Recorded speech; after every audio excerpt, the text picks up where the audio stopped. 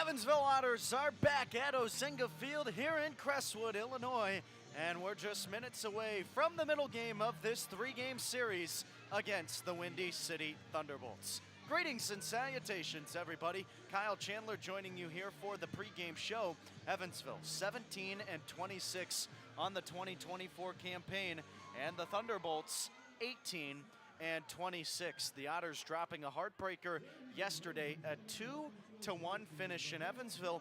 Out-hit Windy City 4-3, but they fell on the wrong side of the win-loss column in extra innings.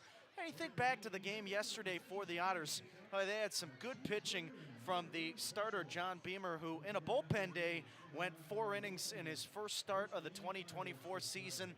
And then Shane Harris, Griff Hughes, Michael McAveen, and Paven Parks all also did a nice job. Whenever you give up 2 runs, well, typically you expect to win those games, but Evansville, surprisingly enough, does not do well in allowing opponents to score 2 runs, because when that happens, they are 2-3 this season. So it's just been a inconsistent ride with the offense. We've seen them shine at times, but boy, when they are low, they are really low. And Evansville, for the second time in 3 games last night, set their lowest mark in hits with just 4. So they're going to have to come out and do a little bit better here today. But it's a brand new day at the ballpark. Sergeant Sunshine is out, and we'll see what Evansville can do. Again, just a half game separating these 2 clubs in the West Division of the Frontier League right now.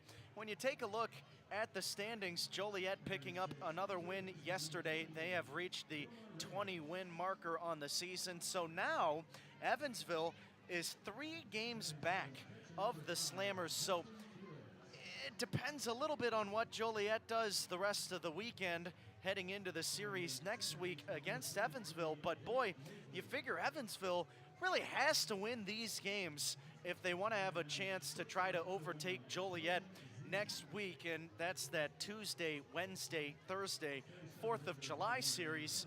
Also, Florence just a half game behind Joliet right now. Who knows what they're going to do? Then it's Windy City, 2.5 games back of the Slammers, and Evansville, again, a half game back of Windy City. But there is also a big gap separating the 3 and 5 seeds right now in the West Division. You look at Schaumburg, and they have caught a little bit of a cold stretch the last few games.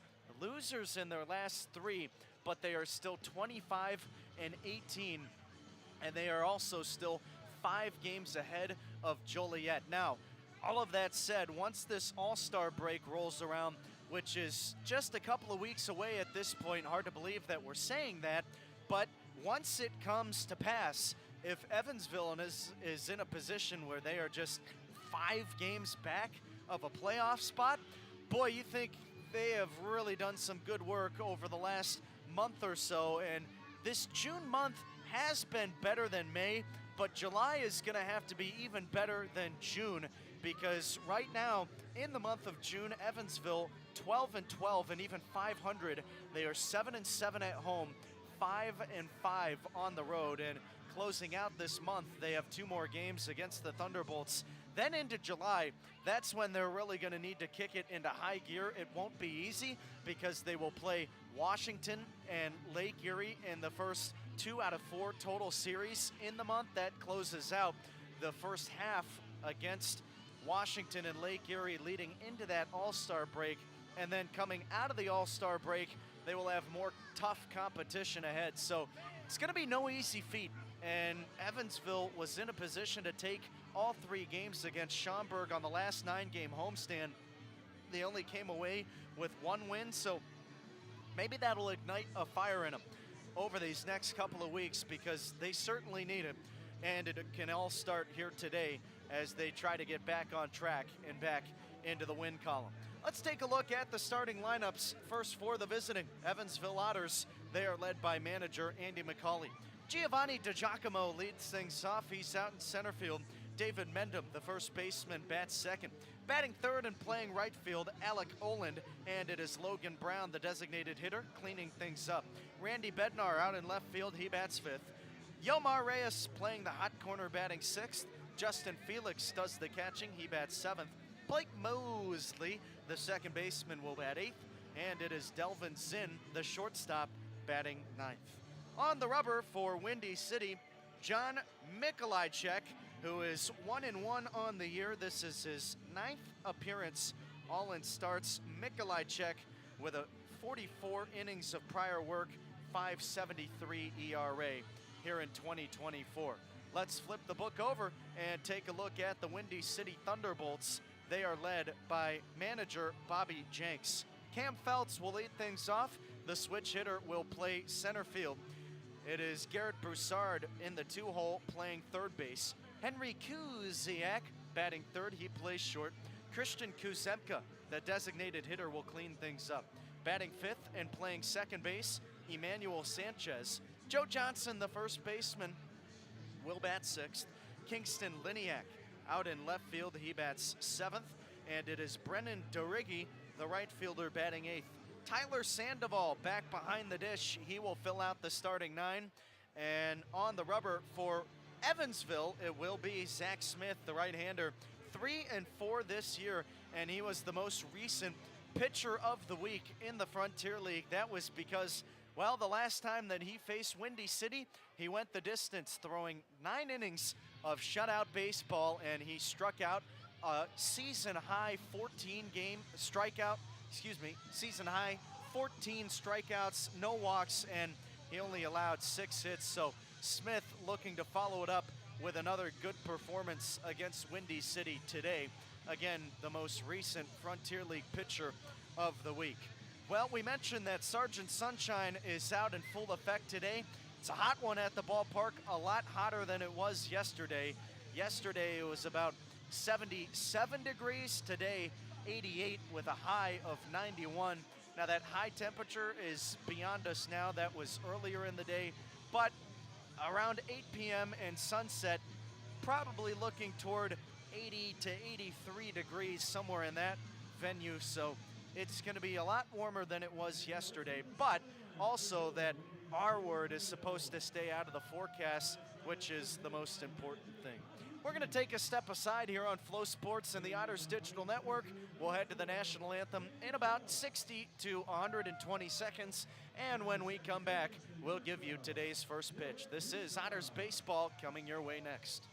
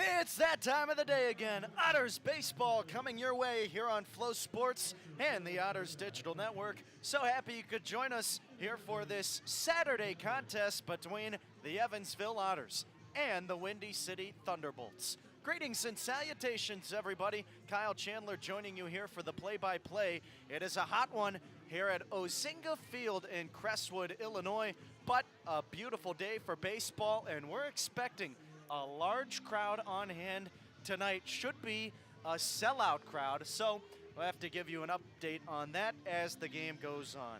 Evansville dropping a heartbreaker yesterday in extra innings to the ThunderBolts, and that was a 2-1 finale in 10 innings of play, so we'll see what they can do here in the middle game. The Otters 17-26 on the year, and Windy City 18-26. No ballpark dimensions here at Ozinga Field. Calling our balls and strikes tonight, Adam Morgan out at first base, Archer Flores Pareda, and our third base umpire and crew chief, Ted Dutcher.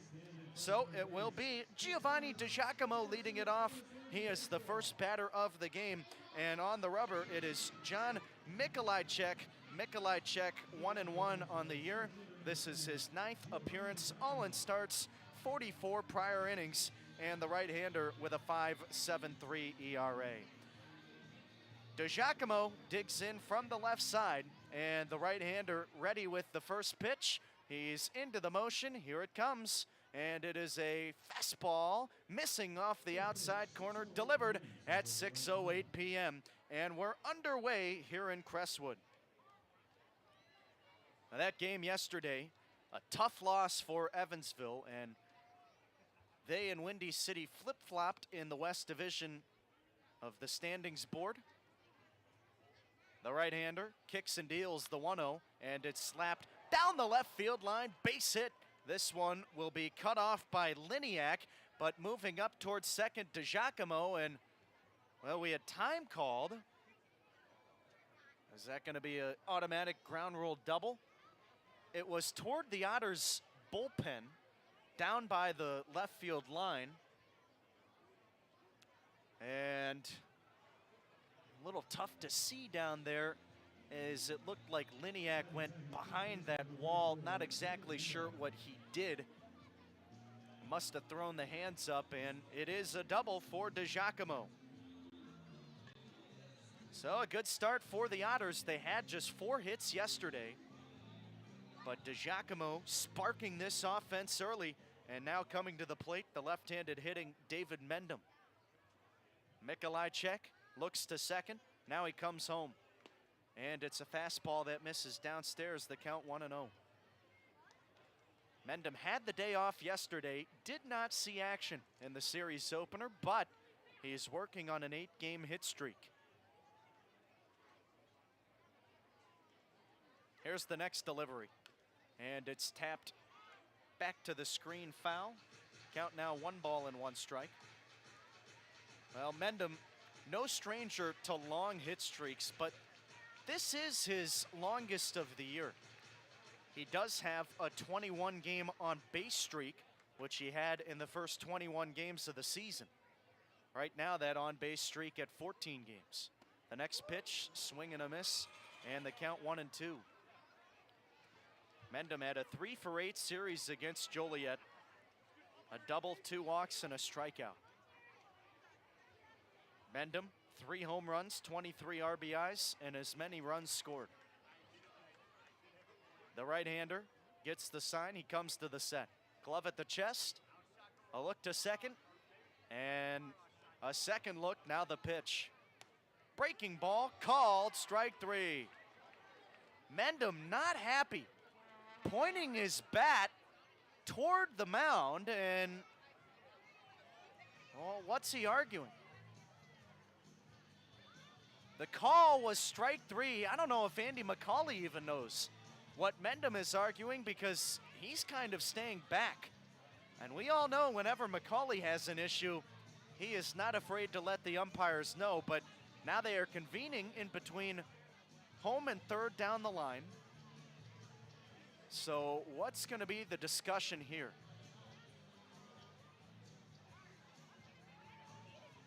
Maybe it was that the pitch clock ran out. Got to imagine that's the only argument that Mendham can have, because Mikolajczyk was in the set position for a while, and Mendham certainly not arguing the pitch. I think it's about the pitch clock. So now two of the umpires going to have a chat with McCauley to inform him. And Mendham still at home plate. Now he will have a conversation with Morgan, the home plate umpire. Well, Mendham doesn't look happy because he felt that that pitch clock was at 0. Well, Mikolajczyk did that double look to second before coming home. So again, he was in the set for a while. Now here comes Max Peterson. He wants to wave over Mendham, probably just to make sure that Mendham doesn't do anything stupid. So now Peterson having a word with Morgan, while Flores, Pareda, and Dutcher having a word with McCauley. And the battery, Sandoval and Mikolajczyk, will meet in between home and the mound. Well, this is a meeting that's gone on forever. Now it looks like Andy McCauley's starting to get a little bit more upset. McCauley with more hand gestures, more head bobbing. He is not happy. Max Peterson back to the dugout. So is David Mendham. But it was Adam Morgan to make the call. And Andy McCauley is not talking to Morgan, he's talking to the other two guys. But the conversation's still going right in front of the third base coach's box. Again, remember, McCauley did not have an issue at first glance.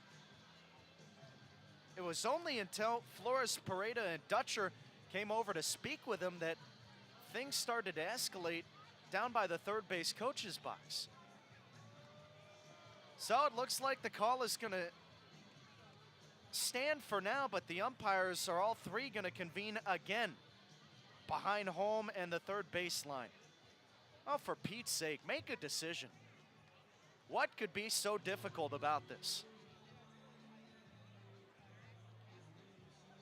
Unless there is new some found replay that they have implemented in the Frontier League that I have not been made aware of.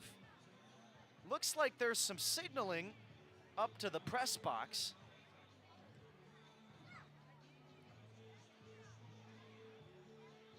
But the good Lord above only knows what's going on down at the field right now. Well, Mikolajczyk has not pitched now in a few minutes, so he's throwing warm-up pitches. And the call is going to stand. So Mendham out looking on strikes after that whole debacle, which lasted a good 3 or 4 minutes. And now there's one out.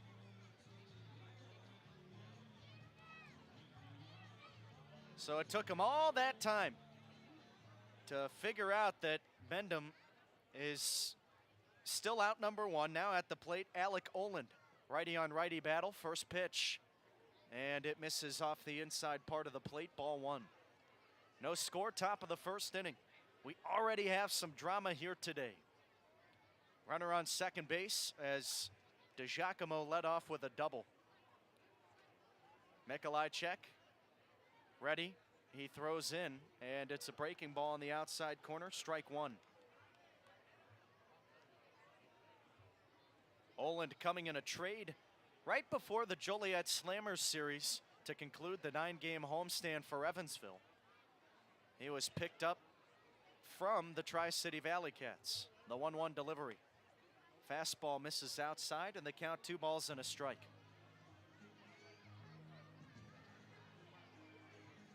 Oland coming to Evansville in exchange for Leone De La Cruz, a 2025 first-round pick, and the infamous player to be named later. Here's the 2-1 pitch. Fastball in the inside corner, and the count now 2-2.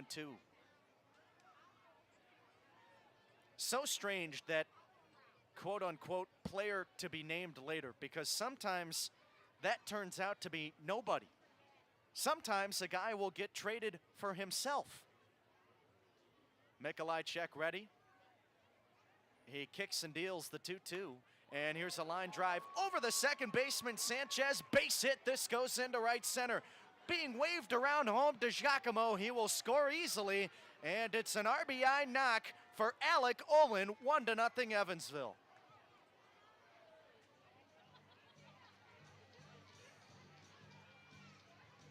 So the Otters did not score until the 8th inning yesterday, where they got their lone run, an unearned run.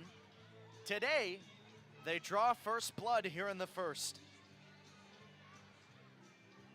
Olin with RBI number 35 on the year. And it's 2 base hits off Mikolajczyk already here in the first inning. Runner on first, 1 gone. Here comes Logan Brown. First pitch misses downstairs, back pick to the first base bag, and Olin in safely.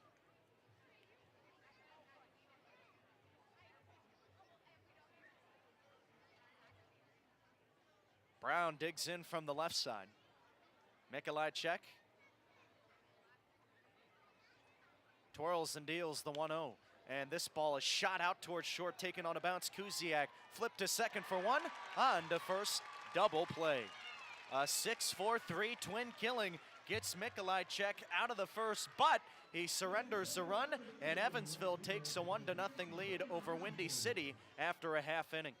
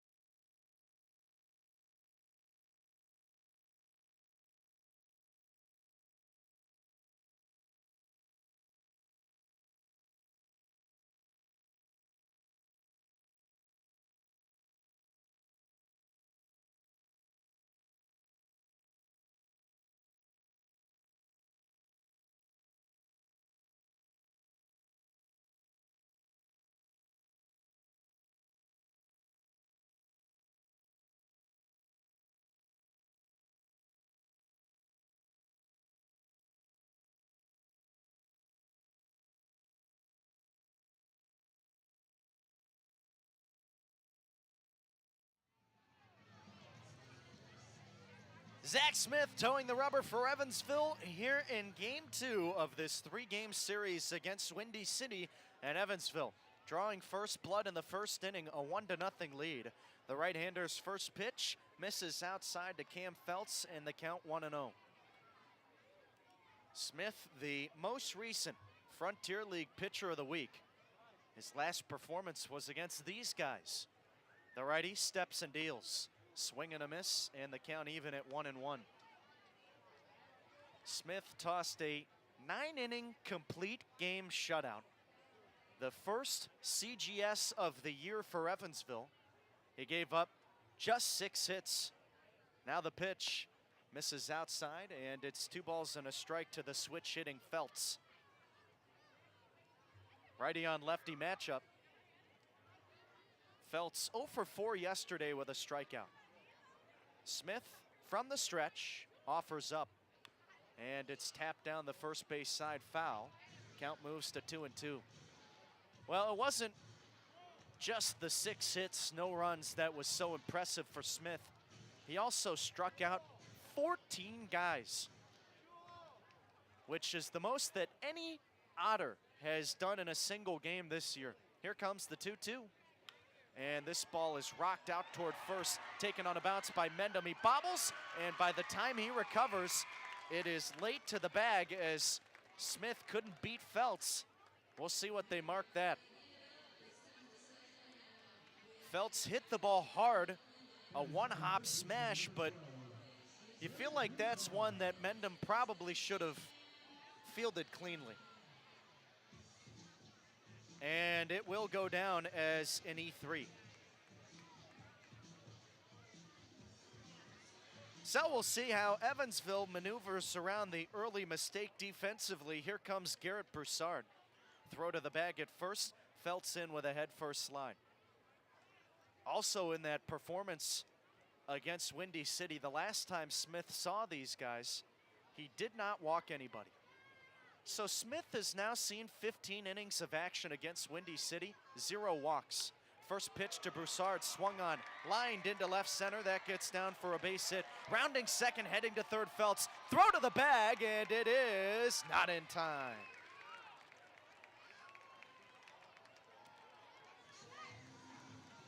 So just like that, runners at the corners, and Windy City threatening to score and bare minimum tie this game here in the home half of the first inning. 1-0 Evansville leads, but 2 base runners, and now it is Henry Kuziak coming to the plate. Righty on righty matchup. Kuziak, a .340 hitter on the year. Infield playing back, and Smith will step off. He throws to second. The middle infielders of Evansville thinking that Feltz did not touch the bag while rounding third, but he did.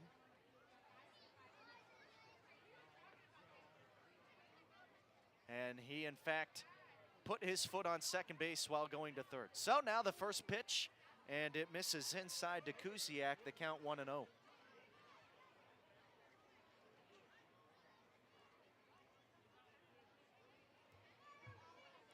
Smith also saw Windy City back on opening night here at Ozinga Field. The 1-0 delivery. Breaking ball blocked by Felix. And on opening night, Smith threw just 77 pitches, went 6 innings, gave up just a run. So he has been impressive against Windy City here to begin 2024. Now the pitch, and it's lifted in the air down by the right field line, but this hook's foul and out of play. 2 balls and a strike now for Kuziak. Well, in case you're trying to calculate the numbers, again, that's 1 run in 15 innings. A very low ERA. Smith deals, and it misses downstairs. It's fouled off to the right side. It was a pitch downstairs, but Kuziak chased after it. That ERA so low that it is 0.60. That's an eye-popping number. Smith from the set, kicks and deals. Misses downstairs, and the count is now full to Kuziak. Still nobody out here in the home half of the first. Kuziak working on a 4-game hit streak.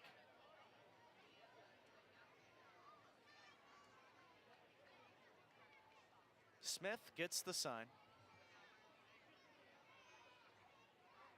Now the pitch, runner goes, and it misses outside, ball 4. So an error, a single, and a walk. And the bases are juiced. Here comes Christian Kuzemka.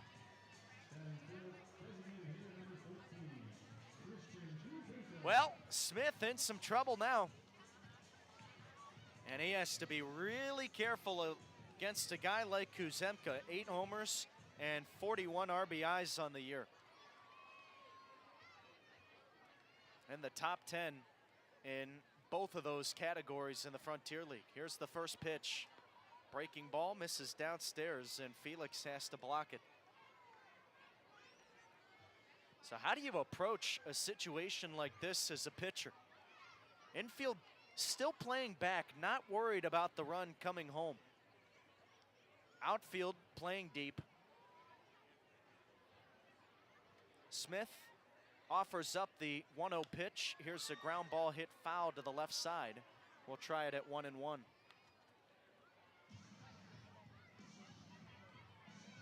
You think you get an early lead from your offense in the top of the first. You don't want to give that up. So if you're the pitcher, you're thinking strikeout is probably the only means that will be good for me right now, or maybe a pop-up in the infield. Now the 1-1. Breaking ball touches the outside black, and the count is now 1-2. And if you're the hitter, you think this is a golden opportunity. You don't want to swing for the fences here, but a fly ball deep in the outfield, or that's best case scenario, a base hit other than that.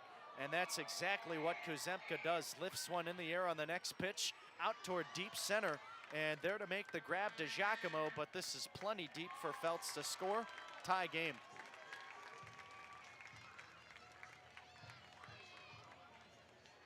So Windy City capitalizing on the error, and that's an unearned run. Kuzemka with a sac fly. Feltz makes it a 1-1 game. Broussard up to third. Kuziak staying on first, and now there's one gone in the inning for Emmanuel Sanchez. Righty on righty matchup.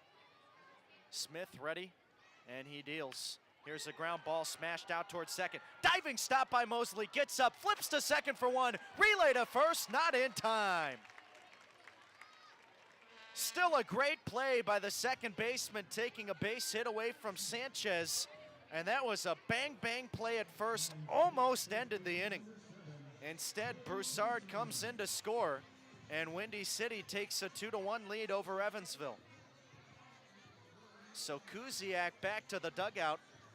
A 4-6 fielder's choice, staying on first base Sanchez.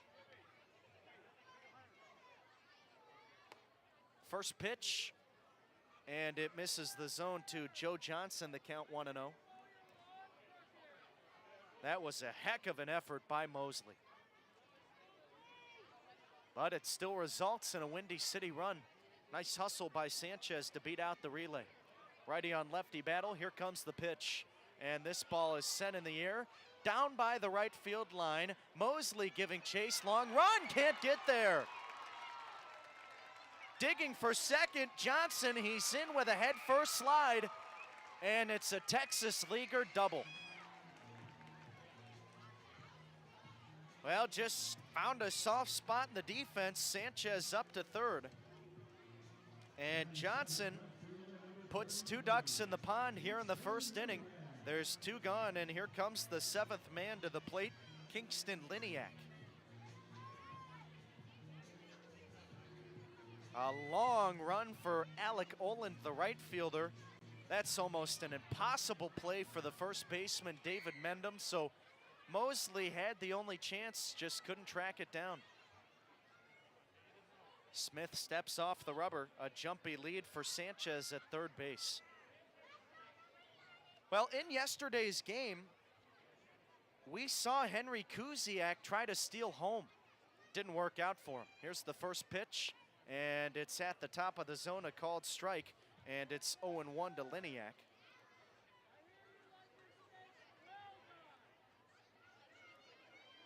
But these Windy City runners get really aggressive on the bases.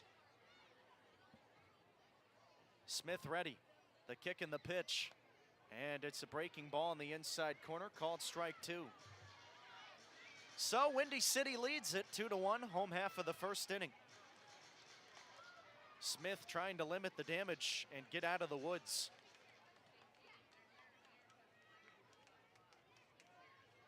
He's ready. Glove at the chest, the 0-2. Breaking ball. Ooh. Misses just a little bit outside, and it's 1 ball and 2 strikes now for Liniak. Smith, a 4-seam fastball, 2-seam fastball, cut fastball, slider, and a changeup. So he throws every fastball in the book. Here comes the 1-2 pitch. Fastball, high and outside. Well, that one was the 4-seam. The 2-seam will bend into a right-handed hitter, and the cut fastball will move similar to a slider, but the cut fastball faster than the slider, and some sliders have also vertical drop to them.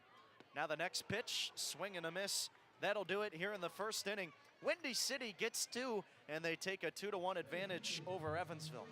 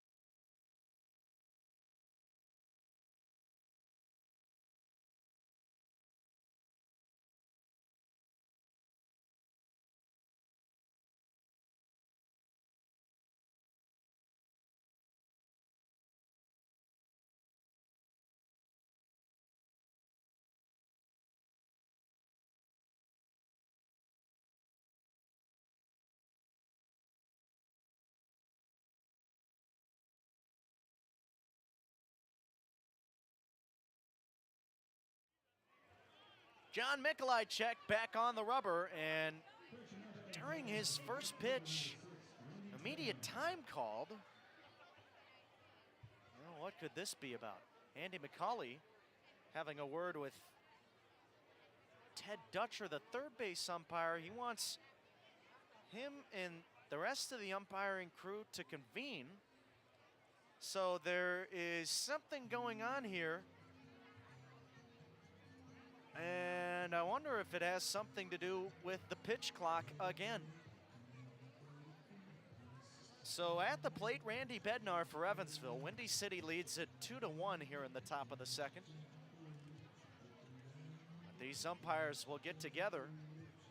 There were no issues with the crew yesterday, but the second batter of today's game, David Mendham, struck out on a breaking ball. It was a good pitch, but he felt that Mikolajczyk had waited too long to throw it, that the pitch clock had expired before that pitch came in.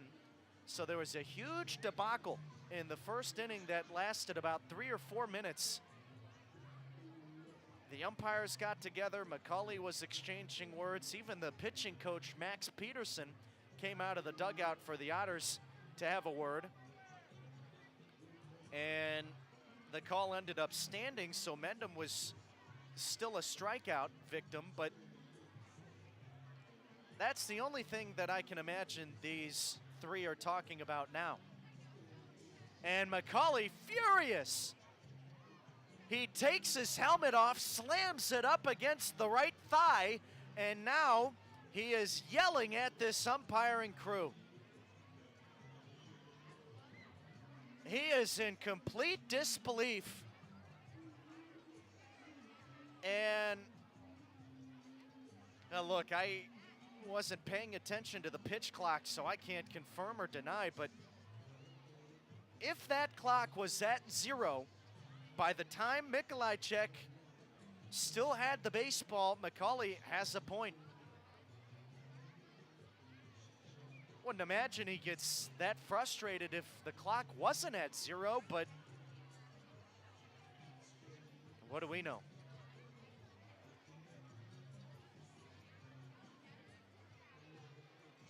Well, somehow McCauley did not get ejected. That's a star in itself for McCauley. And now here comes Bobby Jenks. He wants an explanation. What was the pitch? There was time called again right as the pitch happened, so will it just be no pitch regardless? If that's the case, it will still be an 0-0 count to Bednar, but I think if McCauley is so upset that there was no pitch clock violation, he wants a ball charged to Mikolajczyk. Well, the conversation between Jenks and the umpire is over as well, so it looks like it will be an 0-0 count. No pitch, nothing happened. And now it will be the first official pitch to Bednar. Mikolajczyk winds and fires, and it misses outside, the count 1-0. Just very, very strange what has occurred here in the first couple of innings today. The right-hander twirls and deals the 1-0, and this is lifted in the air down by the right field line. Derigi giving chase, and this one will just land foul. Well, it would have been extra bases if it was a couple of feet more to the left, but Bednar will head back to the plate with a 1-1 count. 2-1 the score, and it is Windy City leading Evansville. The Otters got their lone run on an RBI single from Alec Olin, but 2 unearned runs came in to score for Windy City in the home half of the first. Now the next delivery, and the 1-1 pitch misses downstairs and away to Bednar. Despite giving up the run, Mikolajczyk only threw 13 pitches in that first inning. He winds and fires, swing and a miss through a breaking ball by Bednar, in the count 2-2.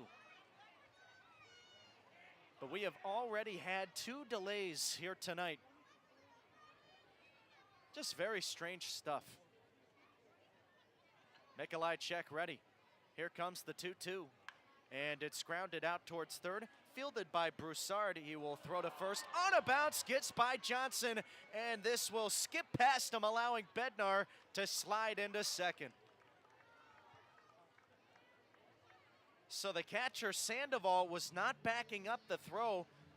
And Johnson had to go get the baseball. It caromed off the wall behind him. And just like that, the E5 puts a runner in scoring position for Evansville. 2-1, Windy City leads. Here comes Yomar Reyes. So a disaster of a start defensively for both clubs. First pitch to Reyes, in there a strike, and the count 0-1. Reyes 0 for 4 yesterday. He scored a run after reaching on an error.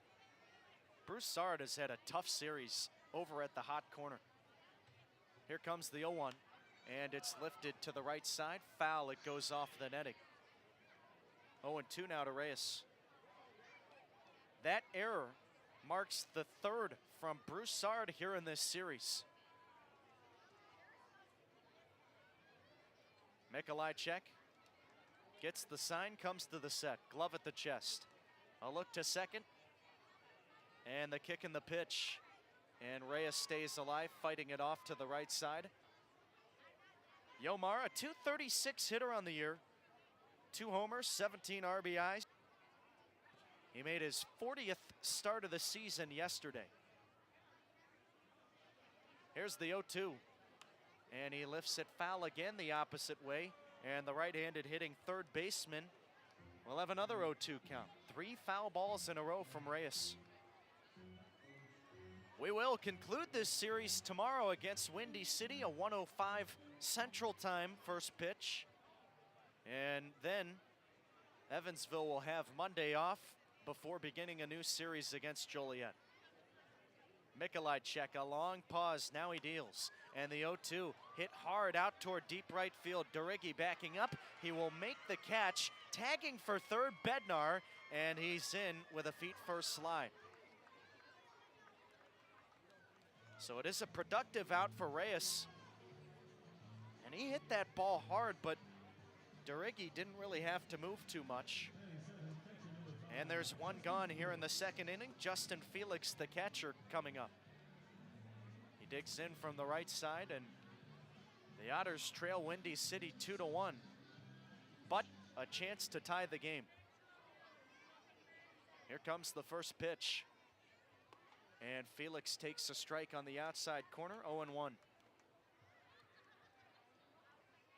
These 2 games against Windy City and the series against Joliet, very important for Evansville. The righty winds and fires. This ball lined out towards center field. Charging in, Feltz makes the sliding catch, but this will be good enough for Bednar as he comes in and scores on the sacrifice fly. 2-2 now between Evansville and Windy City. So a nice job by Felix. He also got a good piece of the baseball. They're squaring up. Mikolajczyk. 2 hard outs here in the second inning. But an unearned run comes in to score. And now in total, that's the 3rd unearned run of the game from both sides. Blake Mosley's first pitch. A fastball misses away, the count 1-0. Mosley saw 1 game of action to conclude the 9-game homestand against Joliet in that series. Was 0 for 2 with a strikeout. The pitch, and it's on the inside corner. Called a strike, 1-1. Mikolajczyk already back on the bump. Mosley digs in from the left side. The wind and the pitch. And it's in there, called strike 2. Mosley batting .232 on the year. 9 RBIs and 5 doubles. In protect mode now. Here's the 1-2 pitch. And it's swung on. A weak roller out toward Johnson at first. He will flip to Mikolajczyk covering, and that'll do it here in the Evansville second. They get one and tie the ball game 2-2 with Windy City on Flow Sports and the Otters Digital Network.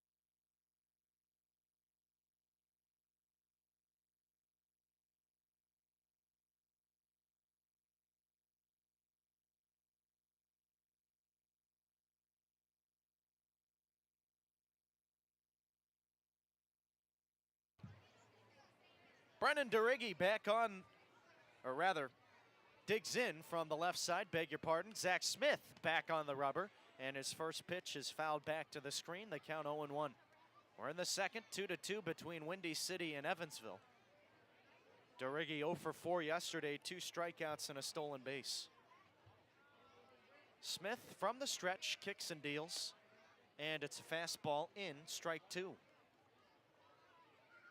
Smith gave up 2 unearned runs on a couple of hits in the first frame.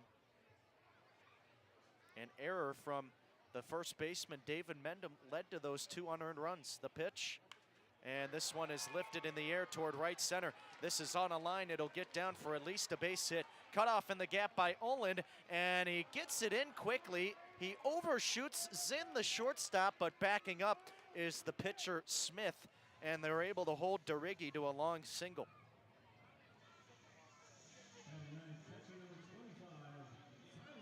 So an interesting start for Smith. He has given up a trio of base hits now, and here comes Tyler Sandoval to the plate.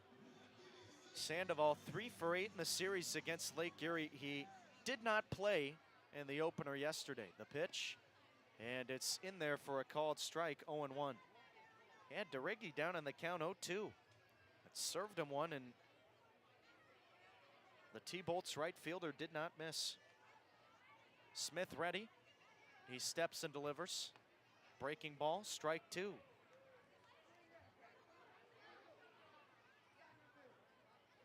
Again, this is a guy that has dominated Windy City this year, and the reigning Frontier League Pitcher of the Week, trying to figure it out here in the second. Here comes the 0-2, and Sandoval looks at strike 3. A beautiful breaking ball from Smith. Second strikeout of the game for the right-hander, and now that'll turn the lineup over for the leadoff man, Cam Feltz. Runner on first, 1 gone in the second, and the score is 2-2. Feltz reached on that E3 to begin the game offensively for Windy City, and he later came around to score. Smith offers up. Feltz bunts down the third baseline, a good one. And Smith fields it, throws to the bag, off the glove of Mendham, and he drops the baseball. Feltz was gunning it down the line. It was another bang-bang play, but my goodness, what is going on with David Mendham at first base? Another one that he should have had. We'll see if they charge it another error. It looks like they're going to give it a base hit. I don't know about that one. It was a good bunt, but the throw beat Feltz to the bag. So now at the plate, Garrett Broussard, first and second, 1 gone, and the pitch on the inside corner, a strike.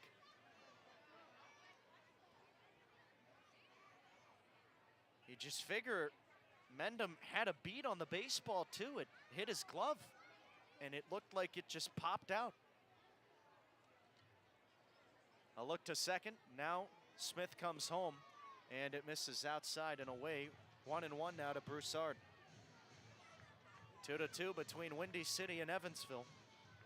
We're in the middle contest of this 3-game series, and an important one for both sides. Trying to get out of the muck down in the cellar in the West Division in the Frontier League. Here's the 1-1. Breaking ball, called strike 2. Broussard singled and scored his first time at the dish. Was 1 for 3 yesterday. Windy City had just 3 base hits in yesterday's game. Somehow they beat Evansville 2-1. Here's the 1-2. And it misses downstairs and out. 2 balls, 2 strikes to Broussard. Evansville only had 4 base hits before falling to the T-Bolts, and well, went out hitting an opponent. That's just the 6th time that Evansville has lost. But when the Otters are out hit, not a good marker, 1-18. The 2-2, swing and a miss. So Broussard retired, and he's out number 2 here in the second. Runners on first and second. And here comes Henry Kuziak. He walked his first time at the dish. All knotted at 2 between Windy City and Evansville. Righty on righty matchup. Smith leaning in. He gets the sign. Glove at the chest to look to second. And now the pitch home. Breaking ball outside. Well, Smith's pitch count starting to get up there already. This is pitch number 38 coming up. We'll see if he can work out a danger once more, a duck in the pond for Windy City. He steps off the rubber. That pitch clock was at 6 seconds and he didn't have a sign.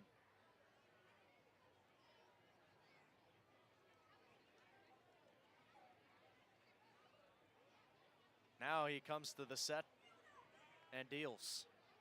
Swing and a miss, pulled the string, a beautiful changeup to Kuziak, and the count 1-1. Again, Smith has 5 pitches that he works with, but that changeup is deadly.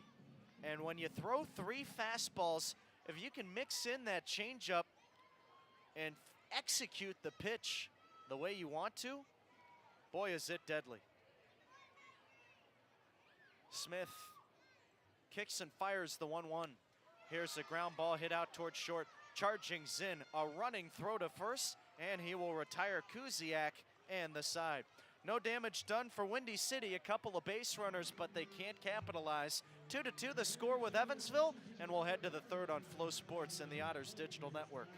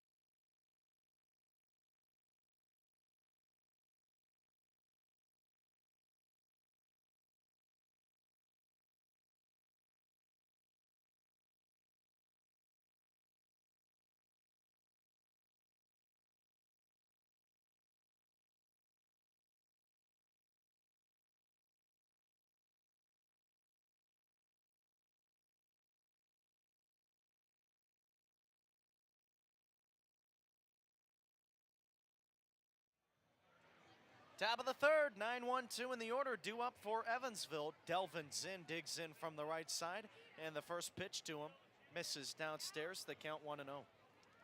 John Mikolajczyk back on the rubber. And the score 2-2 between Evansville and Windy City. The right-hander winds, now he fires. And it's at the knees, taken for a strike, the count 1-1. Zinn starting to get going with the bat. He has hits in his last 2 games. Still just 3 for 14 though with Evansville. Here comes the pitch. And Zinn takes low. The count 2 balls and a strike.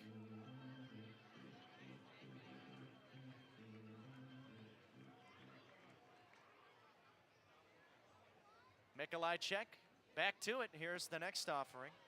And Zinn checks his swing. He went too far around, according to Archer Flores Pareda. And the count is now 2-2. Zinn 1 for 2 yesterday.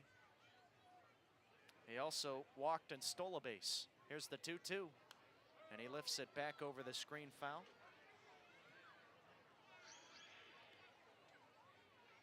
Evansville trying to even the series after dropping a heartbreaker yesterday. 2-1 finish in 10 innings. Here comes the pitch. Fastball misses just a little bit in. It's now full.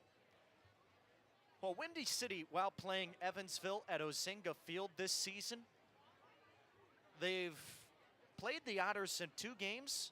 They've walked off in both contests. The payoff, and Zinn taps it at the plate foul, staying alive. You think all the way back to that May 9th contest, and Windy City did the same thing, but in the 9th inning, and they plated 4 runs to come back in that game. Swing and a miss on the next pitch to Zinn, and he's down on strikes for out number 1 here in the 3rd. Well, he strung together a good paddle, and he saw 8 pitches, but now the lineup will turn over. Here comes Giovanni DiGiacomo. 2-2 between Evansville and Windy City. There's some early scoring for both sides. We'll see if that continues. Mikolajczyk ready, and now the pitch. It misses. No, it's at the knees. A called strike, 0-1. Must have just caught that bottom of the zone. DiGiacomo doubled his first time up, 1 for 1 with a run scored. The pitch, and he takes a fastball high. Yeah, you look up at that Ozinga Field scoreboard, which is out in right center. What a great photo for DiGiacomo. Here comes the pitch, and he lines one through the right side, base hit. A 2 for 2 day for Gio. And it's a 1-out base runner here in the 3rd. Got a great smile, DiGiacomo does, and he has that thick, bushy mustache to go across that upper lip, which was displayed on the scoreboard. And I think they zoomed in. I don't know if it was intentional, but they had his face, a close-up version of it, on that scoreboard. So now it's David Mendham at the plate. Righty on lefty battle, the pitch, and it misses downstairs. The count 1-0. 2-2 between Evansville and Windy City. 1 gone here in the 3rd. Mendham 0 for 1. He struck out looking on that pitch clock debacle his last time up. Mikolajczyk kicks and fires the 1-0. Misses just a smidge outside. Mendham came into the game batting .361. Still one of the top hitters in this Frontier League. Not as good as where that average was. Before the 9-game homestand, it was at .380.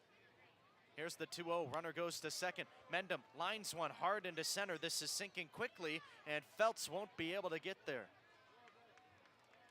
So back-to-back base hits, and Mendham's aboard with a single. DiGiacomo stays on second base. And here in the 3rd, Evansville has something brewing. 2-2 with Windy City. Here comes Alec Oland. Mendham still second in the Frontier League with that .361 batting mark, but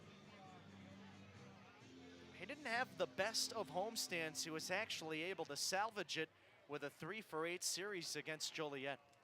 Righty on righty battle. Mikolajczyk deals the first pitch. Breaking ball blocked by Sandoval, and the count 1-0.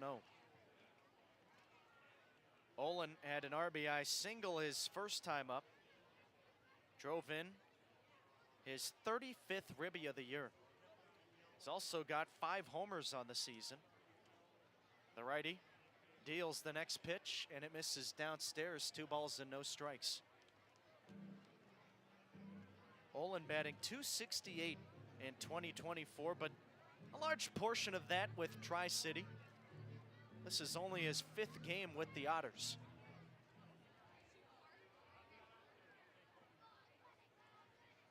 Here comes the 2-0. A check swing. Did he go around? No. And the count 3-0. It was one that missed in the dirt. Hey fans, visit EvansvilleOtters.com under the Game Day tab to find our digital Game Day program. Our Game Day program features season information, Otters Insider stories, and a kids page with additional information from some of our 2024 sponsors. Now the 3-0 pitch, and it's on the outside. Black taken for a strike. 3 balls and a strike now for Oland. He has gotten some early trust from Andy McCauley, being plugged into that 3-hole spot pretty early on. Mikolajczyk, a look to second. Now he serves up the 3-1. It's a check swing. Oland lays off, and he went around, says Archer Flores Pareda. Can we get a replay on that? That looked to be about a quarter swing from Oland. But I guess he crossed the plane. Well, on that replay, it did look a little bit closer, but tough one there. Now the 3-2 pitch. Here it comes. Breaking ball, called, strike 3. Oland not happy. He is yelling at home plate umpire Adam Morgan, and Morgan telling him to settle down, and Oland letting him know where that pitch was, showing that that crossed at his chest. So Andy McCauley sprinting in to break that one up. Max Peterson out of the dugout as well. He's chirping, and he is yelling at Flores Pareda for that check swing call. Nobody gets ejected. I don't know how Oland did not get tossed. You cannot do that as a player, and Morgan let him have a long leash. And did McCauley just get tossed?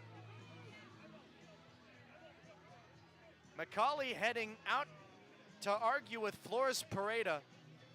I believe McCauley just got ejected.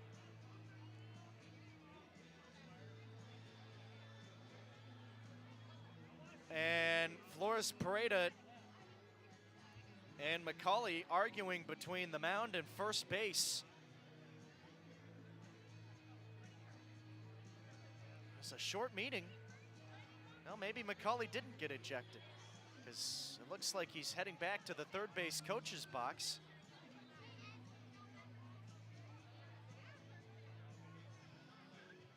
So again, looking at that replay, that's the 3-2 pitch if you're watching on Flow Sports, and oh yeah, that definitely crossed above the belt. So Oland certainly having a case to argue that pitch, but I am surprised nobody got ejected. So another stop in the plate comes to a close. Here comes Logan Brown to the plate. First pitch, swing and a miss, 0-1. 2 gone now in the third. Runners on first and second, 2-2 the score. Brown grounded into a 6-4-3 twin killing to end the first, but he hit the ball really hard. Mikolajczyk ready. He steps and delivers. Swing and a tap into the glove of Sandoval. Quickly 0-2 now to Brown. So Oland went from a 3-0 count to 3 straight strikes and a strikeout. That's the way the cookie crumbles. Tough at bat. With the check swing and the high breaking ball for strike 3, I'd be frustrated too. Now the 0-2 pitch to Brown. And he tips it into the glove of Sandoval again, and he holds on, strike 3. So 3 strikeouts in the inning for Mikolajczyk. Couple of base hits for Evansville, but nothing doing. 2-2 the score. Windy City coming to bat when we come back.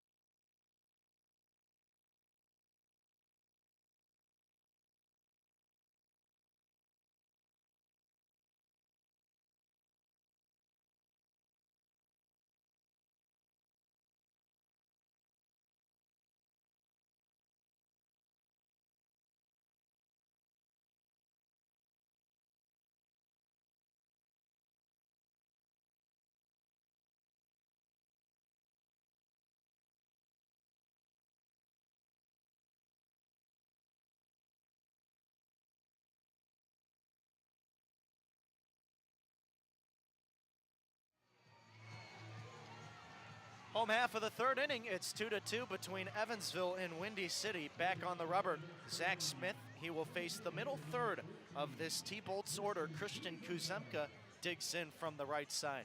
Smith gets the sign, comes to the set from the stretch. He offers up the first pitch, and it's a fastball on the outside corner, strike one. Kuzemka had a sacrifice RBI fly his first time at the plate. No official at-bats. That was RBI number 42 for him. Here comes the 0-1. Breaking ball misses downstairs, and it's 1-1. Kuzemka, a .263 hitter on the season. 8 home runs to go along with the now 42 ribbies. Righty on righty matchup. The kick and the pitch.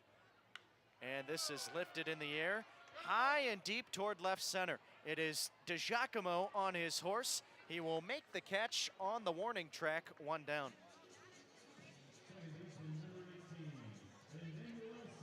Well, while there are no official ballpark markers, at least down the foul poles into dead center, Ozinga Field does seem like a ballpark to play deep. Seems pretty pitcher friendly because Kuzemka got a hold of that and DiGiacomo had plenty of room to track it down. Now at the plate, Emmanuel Sanchez. First pitch at the knees, a called strike, 0-1. Smith will try to keep that pitch count down here this inning. He came in with 39 total tosses. Here comes his 0-1. And it's tapped foul to the Otters' third base dugout. Quickly now 0-2 to Sanchez. Well, he gave up those 2 unearned runs in the first inning. He was able to escape danger in the second. And we'll see what he does here in the third. 2-2 between Evansville and Windy City. The pitch. Fastball misses just off the outside black. 1-2 now to Sanchez. Sanchez grounded into a fielder's choice, but beat out a double play which extended that first inning and plated the second run of the game for Windy City. Here's the 1-2, and it's tapped down the third base line, but this spins foul. We'll have another 1-2 pitch. Evansville trying to even the series after dropping yesterday's game 2-1 in extras. That was the 4th extra inning game of the year for Evansville. They are now 1-3. The right-hander twirls and deals. Breaking ball misses low, 2-2. 2 of those have been to Windy City.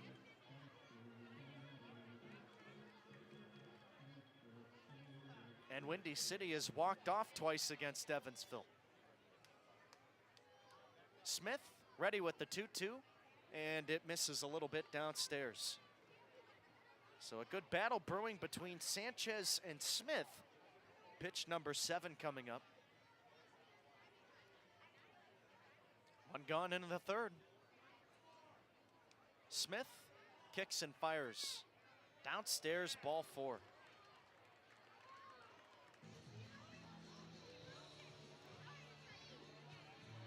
So, 1-out base runner, Sanchez walks for the 8th time this year. Here comes Joe Johnson. Johnson did not see action yesterday, but against the Lake Erie Crushers earlier this week, he was 3 for 12, 3 doubles, and a trio of RBIs with a couple of runs. Digs in from the left side. Here's Smith's first pitch. On the outside black, a called strike, 0-1.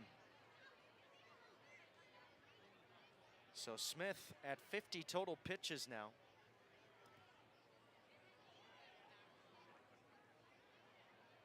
He gets the sign.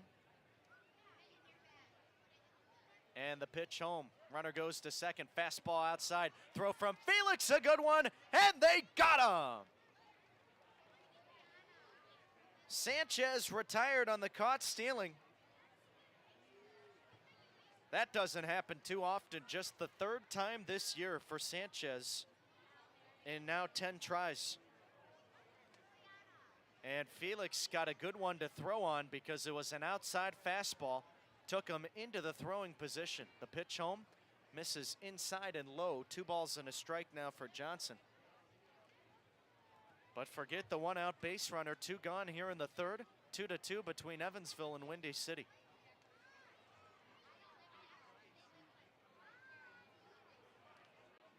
Here's the 2-1 pitch, and it's lifted in the air, out of play to the left side. The deuces are wild.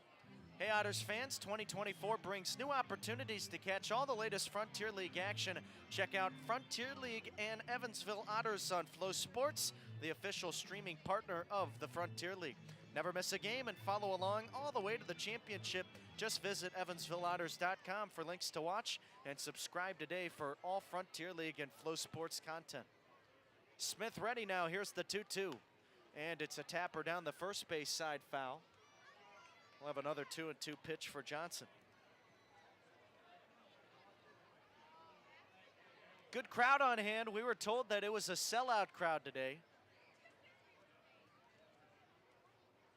Somewhere in the vicinity of 3,000. Smith from the stretch offers up. Swing and a miss. Johnson chased one low, and he's out number 3 here in the third. So we'll take it to the fourth, 2-2 between Evansville and Windy City on Flow Sports and the Otters Digital Network.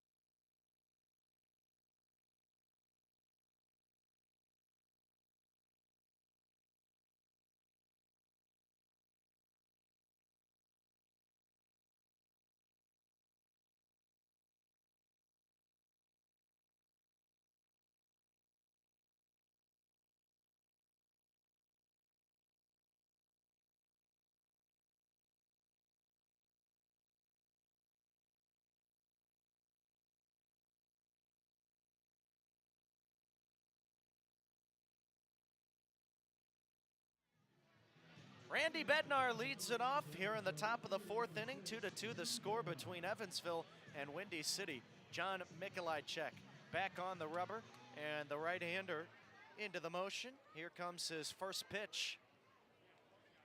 It's a fastball taken outside, maybe a little bit low, the count 1-0. 53 tosses for Mikolajczyk, 35 strikes. He has thrown 4 first pitch strikes. The right-hander winds and fires.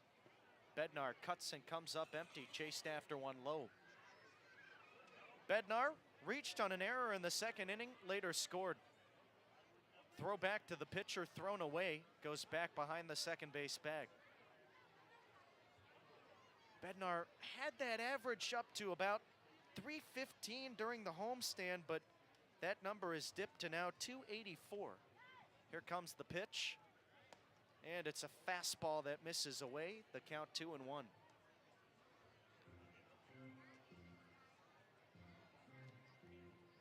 Mikolajczyk back to it.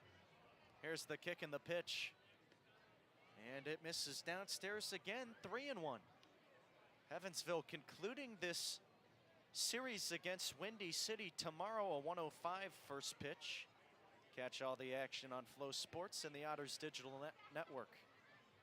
The 3-1, and this is lifted in the air toward the right center alley. Ranging over Derigi, and he will put it away, one gone. Well, Bednar got a good piece of that. Just wasn't able to split the gap. So now it'll be Yomar Reyes coming up. 5-pitch out for Mikolajczyk to begin the inning. Well, one thing that I really like about coming to this place, the replays on the Flow Sports. Here's the first pitch to Reyes, and it's on the inside corner. Nice to have a monitor. We have that at Bossy Field, but as far as I'm aware, we do not carry the replay system. Here comes the 0-1, and it's hit foul to the first base dugout of Windy City. 0-2 to Reyes. Second time tonight he's been down in the count 0-2. He lined out his first time up, hit the ball hard just right at the right fielder, Derigi. Mikolajczyk into the motion. Here's the pitch home. And it's a ground ball hit out towards short. Fielded cleanly. Kuziak's throw to first. In time, 2 gone.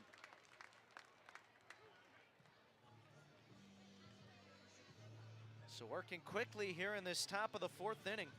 Mikolajczyk throwing 8 pitches. He's got 2 outs. And that'll bring up the right-handed hitting catcher, Justin Felix. 2-2 your score.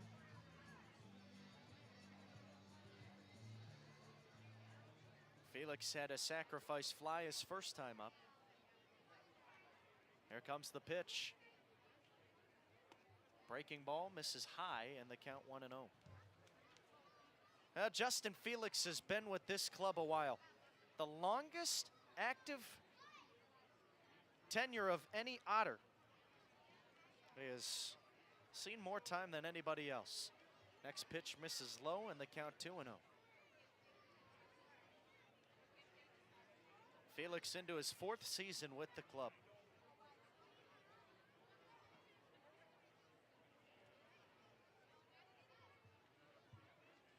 Mikolajczyk comes home with the 2-0, and Felix takes a fastball on the outside third, a strike, 2-1.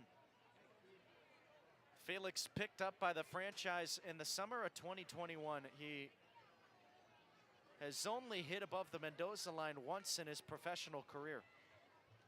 The 2-1, and it's outside, ball 3. At this season, Felix batting .213. Well, the reason why Felix has been able to stick around, he is such a great clubhouse guy. Everybody loves him, the 3-1. And it's a 58-foot breaking ball, bounces into the plate, and it's a walk for Felix. Even though that average coming into today at just .213, the on base was at .385, and that's because he has now drawn his 12th walk. He also gets hit by a lot of pitches, and he extends this top half of the 4th inning. Now coming to the plate, Blake Mosley. Mosley batting left-handed. Here comes the first pitch, and it misses downstairs. Mosley grounded out to first in his first at-bat. 2-2 between Windy City and Evansville. The pitch from Mikolajczyk, grounded foul back to the screen, 1-1.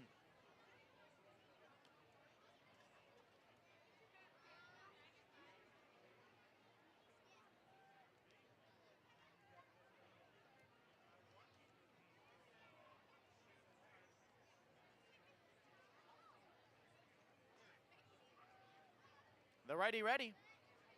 From the set, he deals, and it's a swing and a miss. 1-2 now to Mosley. Runner on first, 2 gone in the inning.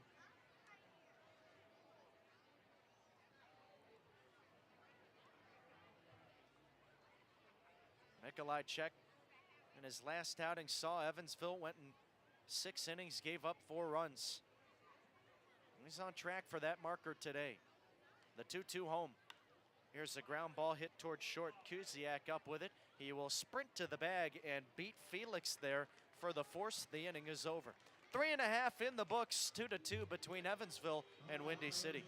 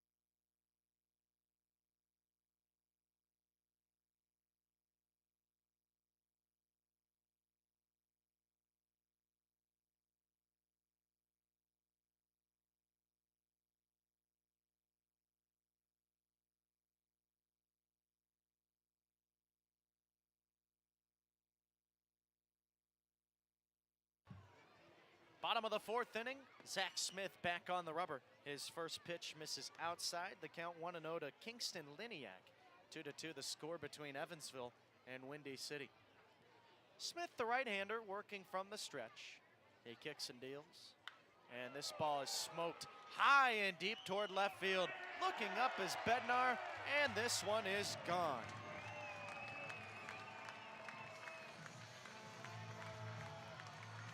So the tie game broken up. Liniak with his 4th bomb of the year. That's just the first earned run that Smith has given up today. A solo blast over the left field wall, and it is 3-2 Windy City. So now coming to the plate, Brennan DeRiggi. He singled his first time at the plate. Righty on lefty matchup, the pitch. And it's on the outside black, strike one. DeRiggi, a 164 hitter on the season. Now the next pitch, swing and a miss. But technically, these two teams have played in what is now 3 series. But remember, they only played in 1 game to begin the year on May 9th. They will finalize that series, the last 2 games of the season, August 30 and 31, the 0-2 home. Fastball away. So they have only seen action in what is now the 6th game. Windy City played Evansville a week ago in Boise. The 1-2. Called strike 3. DeRiggi knew it, and he's back to the dugout as out number 1, so a good bounce back at bat from Smith. Took 4 pitches to retire DeRiggi, and now it'll be Tyler Sandoval coming to the plate. We still tried to get an explanation as to why that happened, but Windy City just wanted to play early, I guess. First pitch to Sandoval. Outside, 1-0. We're never told one way or the other. Well, Evansville just had Windy City on the schedule, and that's the team that was chosen. Here comes the 1-0. Swing and a miss. Sandoval struck out looking his first time at the plate. One gone here in the fourth, 3-2 with Windy City leading. Smith twirls and deals the 1-1. On the inside, Black taken for strike 2. Smith with 5 strikeouts here tonight. And remember, he has only given up 1 earned run. Both of the runs in the first, unearned. Now the kick and the pitch. Breaking ball and a good layoff by Sandoval. Missed outside and low. That's that strike 3 pitch that you try to get a hitter to chase after. You're intentionally throwing it out of the zone. You start the breaking ball on the outside third and just let it do its work. Here's the 2-2. Fastball misses away. Well, Max Peterson, the pitching coach of Evansville, does such a great job with sequencing. So you start with that inside fastball on the 1-1. Here's the next offering. Swing and a miss. Back-to-back strikeouts for Smith. He sets down the 9-hole hitting Sandoval. The lineup turns over. Here comes Cam Feltz. And after you get that 1-1 strike on the heater, then you go away and you throw that breaking ball. And again, you do not leave that over the plate. You don't want that to be a hittable pitch, but Sandoval had a good take at the time. Here's the first pitch to Feltz, a called strike, and it's 0-1. A solo blast from Kingston Liniak here this inning, making it a 3-2 game. Here comes the 0-1 delivery, and it misses in. Evansville with runs in the first and second frames, but they are yet to score since. Windy City plating 2 runs in the first and then that homer here in the fourth. The pitch, and it's swung on, lined out toward left field, but this is right at Bednar. That'll end the fourth inning. So Liniak adds another 3-2 Windy City over Evansville. We'll head to the fifth.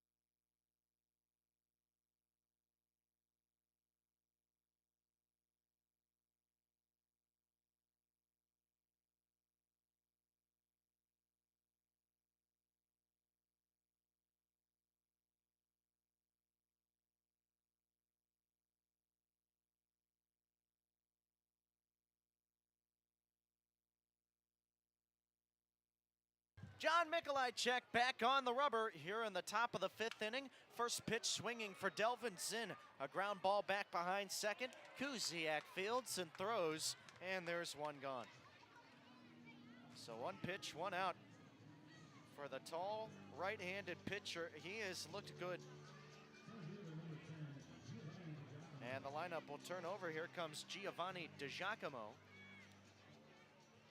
76 total pitches, 45 strikes for Mikolajczyk. The right-hander into the wind. Now the pitch. And it misses downstairs. The count 1-0. DiGiacomo with half of the Otters' hits, a 2-for-2 game so far. Here comes the 1-0. Fastball upstairs, 2 balls and no strikes. Well, Mikolajczyk finishing his collegiate career last year in 2023 at Hofstra. The pitch. Downstairs, 3-0. So he's into his first professional season.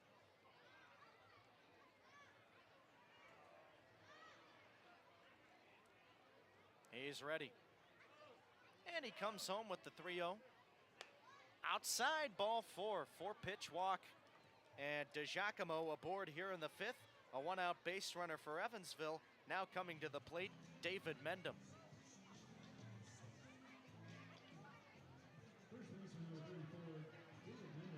Windy City able to plate 1 in the bottom of the 4th inning. That was a solo blast from Kingston Liniak.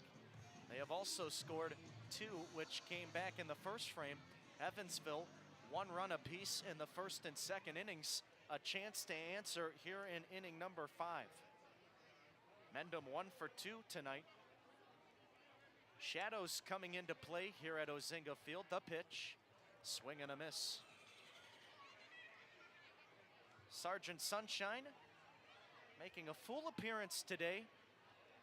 Partly cloudy skies, and boy, they look like they have been drawn out in the sky. Here's the 0-1 to Mendham. And he taps it back to the screen, foul, 0-2. But the Shadows pass the infield now, so really the outfielders are the only ones that have to deal with it. And Mr. Sun, very bright in center and right field. There's a little bit of shade in left field because of the way the seats are. Throw to the bag at first. DiGiacomo back in with a head first slide. 1 gone in the 5th. 3-2 Windy City.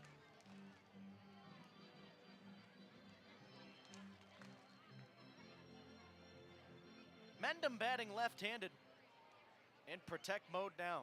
Here comes the 0-2. And it's a fastball upstairs. Back pick to first. Close play at the bag, but DiGiacomo back in.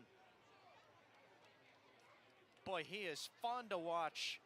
Not just at the plate, but also on the bases. DiGiacomo, 6 for 7 in swipes, and he's just an aggressive ball player. And what that does is he will make the pitcher and clearly the catcher think. Here comes the 1-2 to Mendham, and he grounds it foul to the right side. We'll have another 1-2 pitch. Whenever you can start getting in the head of the guy on the rubber, bingo. That is exactly what you want to do as a base runner. And you can disrupt a lot of things, including control. Mikolajczyk ready. Glove at the chest, the kick and the pitch. Ground ball hit foul to the left side. And it's another 1-2 count. DiGiacomo was going on the pitch. He'll have to retreat to first. Don't forget, this series concluding tomorrow, a 1:05 p.m. Central Time first pitch. Catch all the action on Flow Sports Otters Digital Network. And after tomorrow, Evansville will have off on Monday before beginning a new set of games against Joliet. Next pitch to Mendham, swing and a miss, and he's down on strikes. So 2 gone here in this away 5th. Windy City leads it 3-2. Here comes Alec Oland. Well, Mendham saw 6 pitches despite being down in the count 1-2, but he's back to the dugout. Oland, 1 for 2, an RBI single in the first inning. Righty on lefty matchup. The pitch on the outside, Black taken for a strike, 0-1. Nobody going in that Windy City bullpen. The right-hander comes to the set. He twirls and deals. And this ball is swung on, hit foul down the left field line. Well, folks, I beg your pardon, we have a pinch hitter. It's actually Mason White at the plate. So White taking over for Oland. And White now with an 0-2 count. Runner on first, 2 gone. 3-2 Windy City.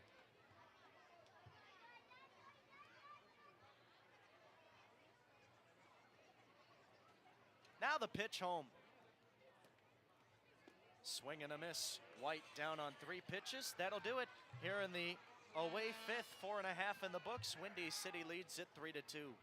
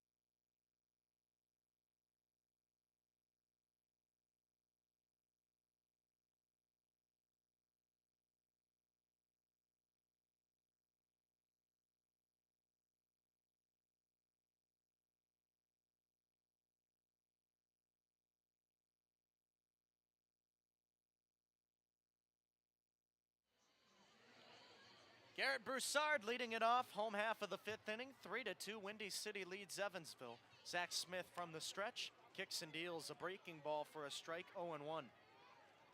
Broussard 1 for 2, a single and a run scored.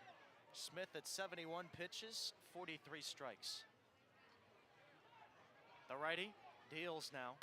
Ground ball hit foul down the third base side, 0-2.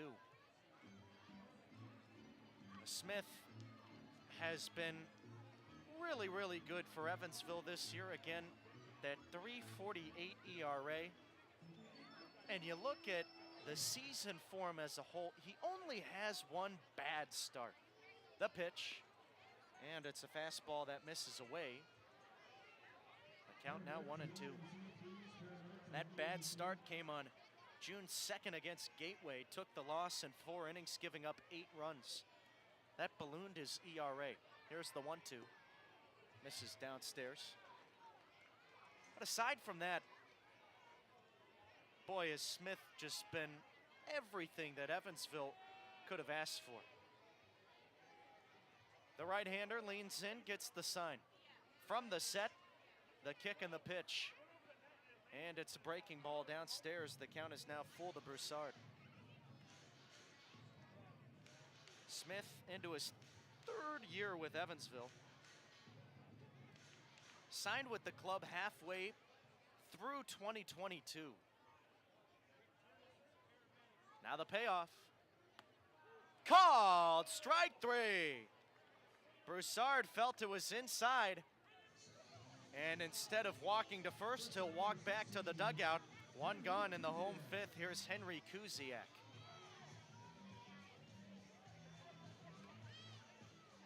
Smith, again, picking up the strikeouts tonight. That is now number 7. He deals to Kuziak.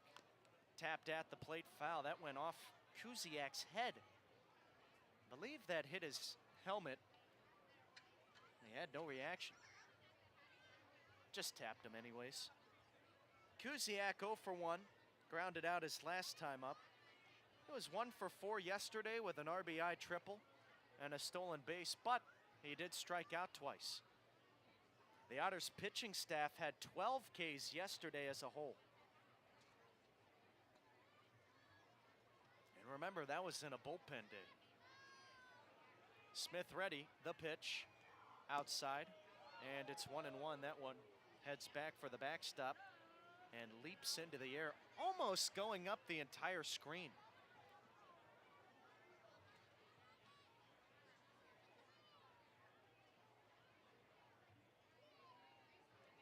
Righty on righty battle. Here comes the pitch. Swing and a miss. And it's now 1-2 to Kuziak.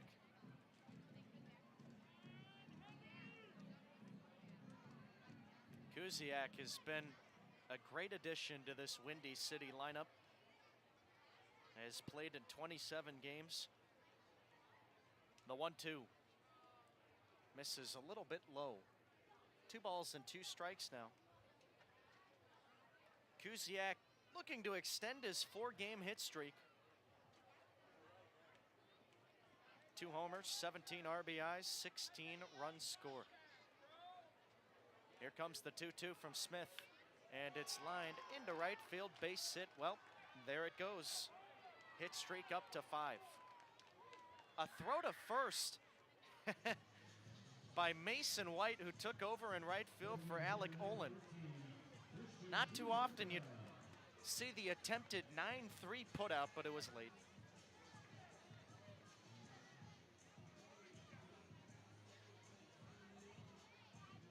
So now coming to the plate, Christian Kuzemka. Windy City leads it 3-2. 1 gone here in the 5th. Smith ready at the chest, the pitch, and it misses outside.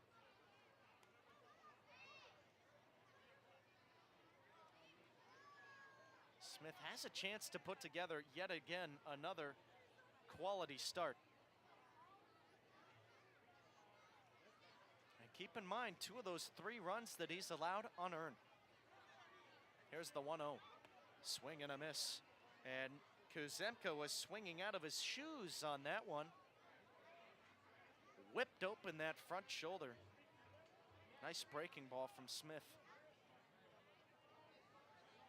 Kuzemka will call time, and he wants to reset. Righty on righty matchup.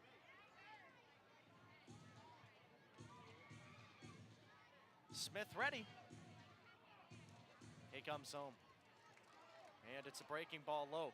This is by the feet of Felix. Throw to the bag at second. Runner was going. Kuziak in safely.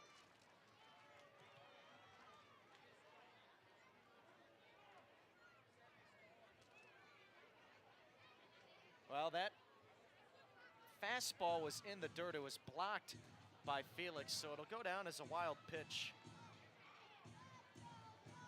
But a runner in scoring position now with 1 gone here in the 5th.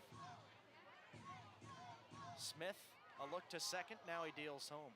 Breaking ball again blocked by Felix. Keeps it in front of him. Kuziak, no advancement. So a 3-1 count now. That pitch count starting to get up there. He just threw his 85th of the game.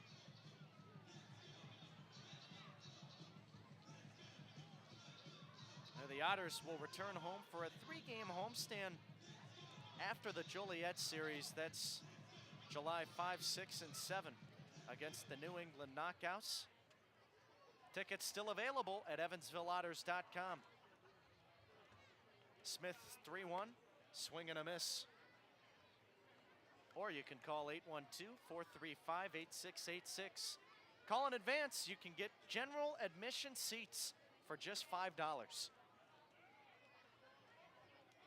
You're not going to find a better deal anywhere else in professional sports. let me tell you. Now the kick and the pitch from Smith. Swing and a miss. Got the 3-2 by Kuzemka. Make it 8 strikeouts for the right-hander tonight. And he picks up a crucial out number 2. Here comes Emmanuel Sanchez, runner on second. And we're in the 5th, 3-2, Windy City leads.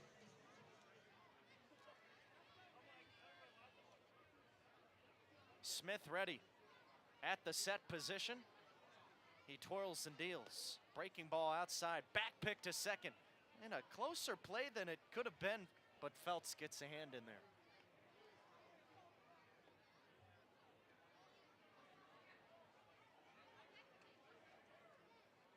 So a 1-0 count to Sanchez. 0 for 1, a fielder's choice in the first. Walked his last time up in the third. The pitch. And it's hit down the first baseline. Fair ball past Mendham, and this is going to score Feltz. On his way to second, Sanchez, and he slides in safely. Boy, it sounded like he broke the lumber. Didn't hit it particularly hard, but Mendham was way off the bag. And there was just no chance for the first baseman to have any play on it. So now it's 4-2, Windy City. Make it an RBI double for Sanchez, RBI number 8 of the year. And this 5th inning will continue. Here comes Joe Johnson. But first we'll have a meeting on the mound. Some activity down in that Otters bullpen, but nobody throwing. Just some stretching, some arm circles. I would imagine that somebody gets going very quickly. Meeting on the mound over.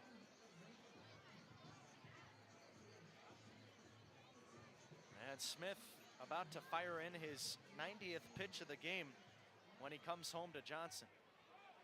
He's ready. Here it is. Fastball misses high. Well, Smith is a guy that throws a lot of pitches. He averages 98.5 per game. He has thrown 100 or more 4 times this year. The pitch. Line back to the screen, 1-1. But Smith, through the most that he has in his last outing against Windy City back on June 23rd. And 6 days ago, he threw 121 pitches. Here comes the 1-1. Fastball misses low. 2 balls and a strike now for Johnson. Well, Joe Johnson spent the last 2 seasons at Grand Junction. That was in the Pioneer League. He came over with Bobby Jenks, the manager. Jenks is an interesting story. Here's the 2-1 from Smith. Breaking ball low, 3-1. Jenks was in the Appalachian League last year, a collegiate wood bat summer league. In 2022 with Grand Junction, he won the Pioneer League, was the manager of the year, and boy, you think that's good enough to develop a pretty quick relationship. There was some turnover in the Grand Junction front office, and don't ask Jenks what he thinks about those guys. Here's a ball lined into right field, right at White, and he makes the catch to retire the side. So Windy City plates another, and they lead at 4-2 over Evansville. We're heading to the 6th on Flow Sports and the Otters Digital Network.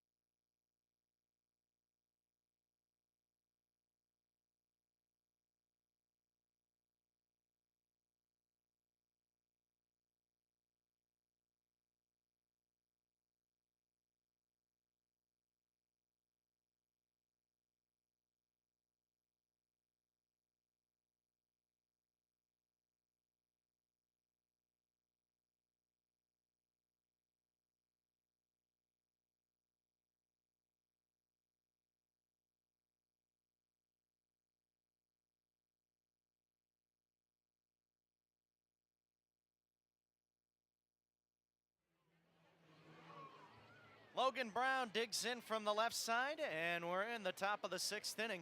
First pitch on the way from John Mikulacek, and it misses outside, 1-0. Windy City with a 4-2 advantage over Evansville. Mikulacek, 90 total pitches. His next offering misses off the inside black. 2 balls and no strikes for Brown. Mikulacek back into the wind. Here comes his 2-0 pitch. And it is at the knees, a called strike. 2-1 now to Brown. He was 2 for 4 yesterday. And he accumulated half of the total hits for Evansville. 0 for 2 today. Now the next offering. Misses just off the outside corner, 3 balls and a strike. Brown began the year down in the Mexican League. Played against Robinson Cano. Pretty cool story there. Mikulacek winds and fires. Outside, ball 4. There seem to be more and more guys going down to the Mexican League. Former major leaguers. Just a lot of talented individuals, including in independent baseball. Leadoff base runner for Evansville here in the 6th. Windy City leads at 4-2, and it's Randy Bednar digging in from the right side. Mikulacek from the stretch, kicks and fires. Bednar lines one into left field, but this is right at Liniak, 1 gone. Boy, Randy Bednar cannot catch a break. And he has roped 2 balls to the outfield today, but 1 at each corner outfielder now. And he remains hitless in the series.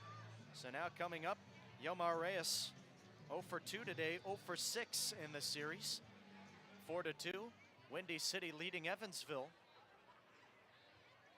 Here comes the first pitch to Reyes. Fastball at the knees, strike 1. Of course, one of the biggest names in the Mexican League right now, Trevor Bauer. And what a season he's having down there. You wonder if Major League Baseball will ever give him another chance. Now the 0-1.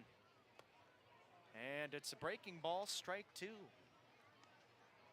As a Guardians fan, I always remember his time when he was with the Indians, and there were just some very, very special moments. He was a dominant pitcher. Mikulacek kicks and fires the 0-2, and it misses low. So it's 1-2 now to Reyes. And of course, he was a character. Infamously known for chucking the ball over center field after being taken out of a game. Oh boy. Don't stir up those old memories. Here comes the 1-2. And it misses downstairs. 2 balls and 2 strikes now for Reyes. But even aside from Bauer, again, you got guys like Cano, and there are so many other names. Lots of talent down there. Mikulacek. A long pause. Now he comes home. And Reyes fouls it back to the screen. 1 gone in the 6th. 4-2 Windy City. Reyes, a .236 batter on the year. He started off the year hot here in 2024, but this month of June has not been kind to him. Here's the pitch, and he stays alive, putting together a good battle here. We'll have another 2-2, and it's pitch number 7 coming up. You take a look at the split stats, and Reyes batting just .215 here in the month of June. That's in 22 games. Mikulacek ready. Now the pitch. Breaking ball. Did he go around? No. And a good layoff on one that missed just a little bit low and outside. So the count now full. Reyes also has hit the ball hard today. He lined out in the second inning. Now the payoff pitch. Breaking ball called, strike three. We've seen a couple of those breaking balls cross the zone high, but Adam Morgan has been consistent, and that's all you can ask for in an umpire. So now it's Justin Felix coming to the plate. And the 8-pitch affair won by Mikolajczyk. So 2 gone here in the 6th, and Windy City leads it 4-2. Righty on righty battle, the pitch. Fastball, a little bit upstairs, and it's 1-0. Felix, no official at-bats today. 2 plate appearances, a sac fly with an RBI, and a walk. Now the 1-0 delivery. And it misses outside, the count 2-0. That's the second 2-0 count that Felix has been in tonight. Justin into his 20th game this season, splitting time with Jake Green and now with Logan Brown. The pitch, and he lines it back to the screen, 2-1. It's interesting to have 3 catchers on the roster, but one, they are working Brown in at first base and as a DH as well. But 2, you think that sparks some more competitiveness between the rotation, and we've seen the bats come to life because of it. Now the 2-1. Fastball misses inside, and it's 3-1 for Felix. Felix had his 2nd home run in the last series against Joliet. He's starting to hit the ball with more authority. And a good hitter's count now. Mikolajczyk deals the 3-1. Downstairs, ball 4. So a good at-bat by the Otters catcher. He heads down to first. Brown standing on second. 2 gone in the 6th. Now coming to the plate, Blake Mosley. Well, if there was ever a time for Evansville to get back in this contest, it is now. And Bobby Jenks will come out to the rubber. He will take Mikolajczyk out of the game. A reliever to come when we come back here on Flow Sports and the Otters Digital Network. We're in the 6th, and it is 4-2 Windy City.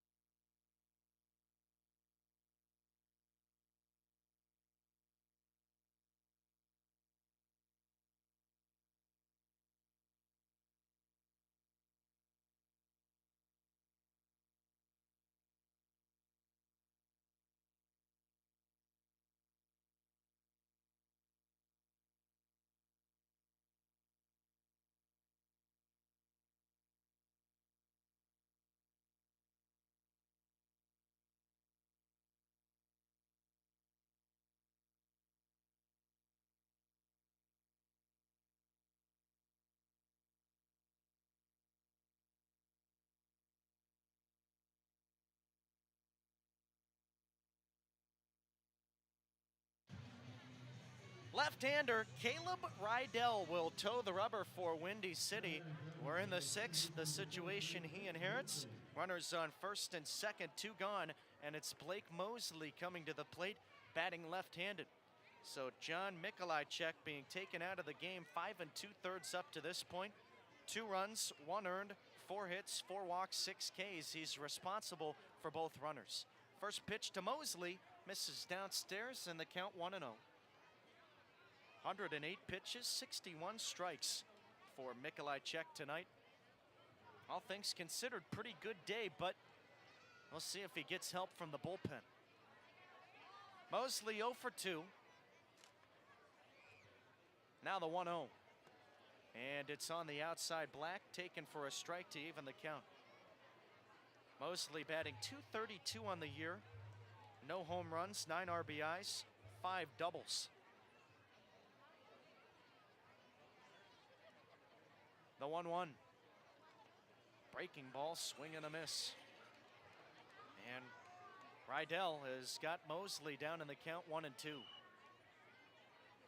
The first ever professional base hit for Blake was a double in Washington, which was down the left field line, came with an RBI. He would love another one of those here. The 1-2. And he taps it back to the screen, foul. We'll try it again. 4-2, Windy City leading Evansville. But a scoring chance for the Otters if Mosley can find at least a base hit. Felix on first, Brown on second. The left-hander Rydell from the stretch kicks and deals. And it's a fastball, skips by the catcher Sandoval, and this will allow both runners to advance on the wild pitch.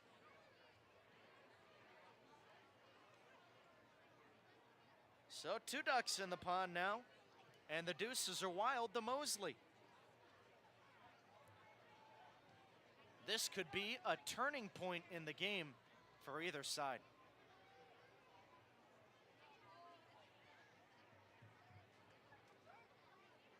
Rydell gets the sign. At the set, glove at the belt. The kick and the pitch. Outside, ball 3. Windy City scoring 1 run apiece in the 4th and 5th innings to take and extend the lead over Evansville. The game was tied after 2 innings of play. And now Evansville trying to battle back. Here comes the payoff to Mosley. Outside, ball 4. Great at-bat from Mosley. Fell behind in the count 1-2. Battled back, saw 7 pitches, drew the walk. And now it's a traffic jam. Bases juice for Evansville. That is the 3rd walk of the inning from this Windy City pitching staff, and now it'll be Delvin Zinn at the plate. Rydell ready, the first pitch, and it's in there, taken for a strike, 0-1.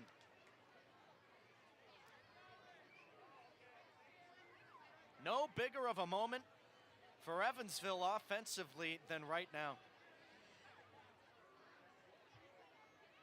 Here's the pitch, and it's on the outside black, taken for a strike. 0-2 now to Zinn.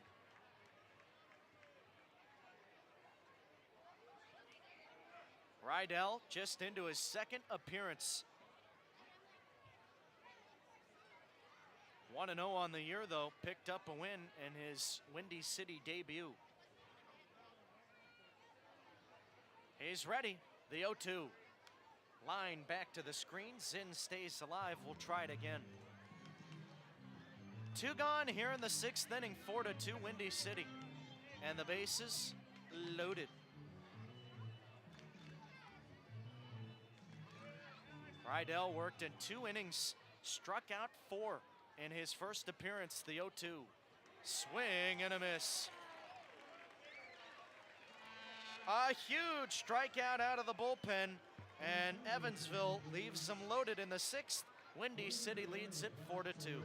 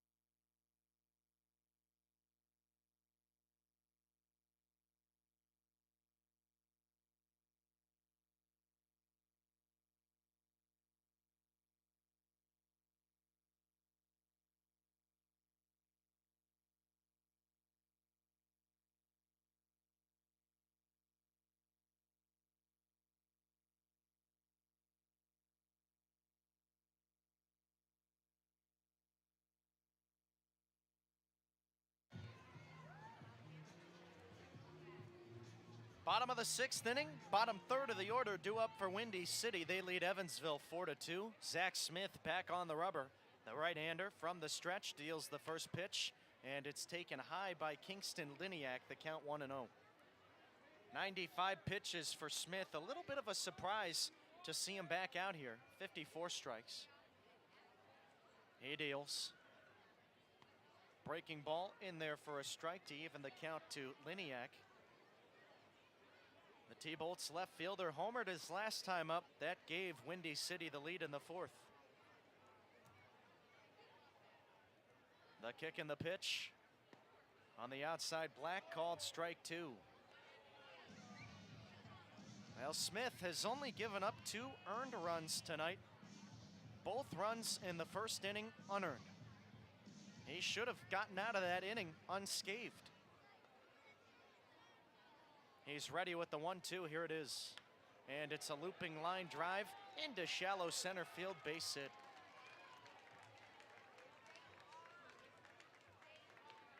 So a leadoff base runner, Liniak, with his second hit of the game.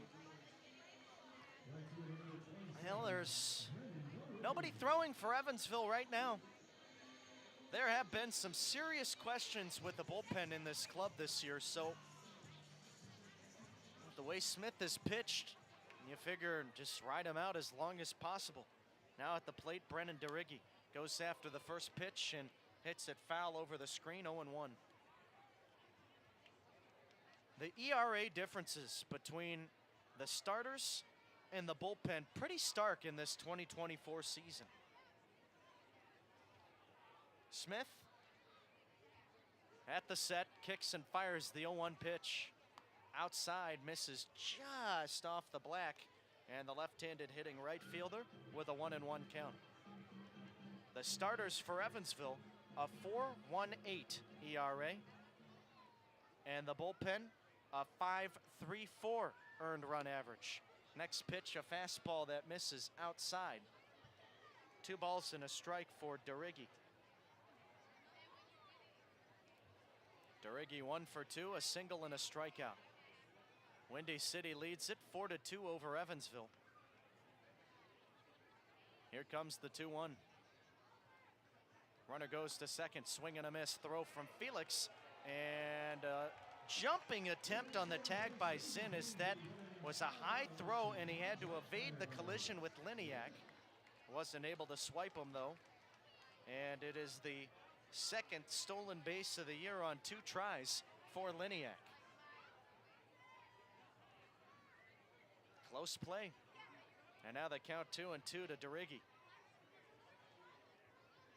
Here it comes. Swing and a miss. Strikeout number 9 for Smith. Trying to go for double figures in back-to-back nights. He had 14 6 days ago against Windy City in his 9-inning complete game shutout. The numbers aren't quite that good tonight, but all things considered, Smith can still put together a good game. Runner on second, 1 gone. Tyler Sandoval at the plate.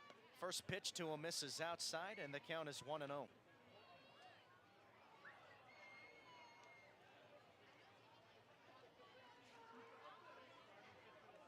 Sandoval has struck out twice. Righty on righty battle, the 1-0. Heater outside, 2 balls and no strikes. Sandoval batting .292 in 9 games this year. He was the opening day catcher, but then got hurt, missed some time.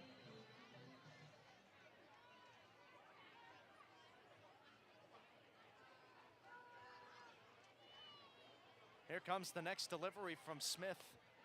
And the 2-0 misses inside. Tried him with a breaking ball that time. 3-0 now to Sandoval. Wonder if there's any relation to Pablo Sandoval, the old catcher for the San Francisco Giants. The 3-0, and it's on the outside corner. So the count now 3-1. Well, Tyler Sandoval spent some time with Grand Junction, but he's also seen action in the Frontier League before. His 3-1, lifted in the air, foul and out of play to the right side. He played with Southern Illinois in 2021, then went to the Pioneer League for 2 seasons, while also playing with Bobby Jenks. And when Jenks signed as the manager here at Windy City, Sandoval said, yeah, I'll jump on that train. Smith steps off the rubber. They count 3-2 to Sandoval.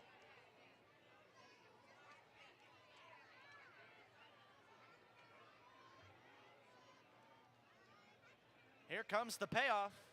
Swing and a tap into the glove of Felix. He holds on, strike 3. 10 strikeouts for Smith tonight. And it's back-to-back here in the home half of the 6th. Windy City on top 4-2. And now it's the leadoff hitter, Cam Feltz, coming to the plate from down in the count 3-0. Strike, strike, and see you later. Feltz 1 for 3 today, batting from the left side. The righty's first pitch, right down Broadway, strike 1. So Smith allowing 2 earned runs today, 2 unearned runs, but trying to keep his club in this game and limit the damage. Liniak on second. From the set, Smith twirls and deals. Breaking ball blocked by Felix. Nice stop, able to keep it in front of him. Now that's been an area of struggle for Felix this season, but he has done a nice job tonight, acting as a brick wall and keeping the baseball in front of him.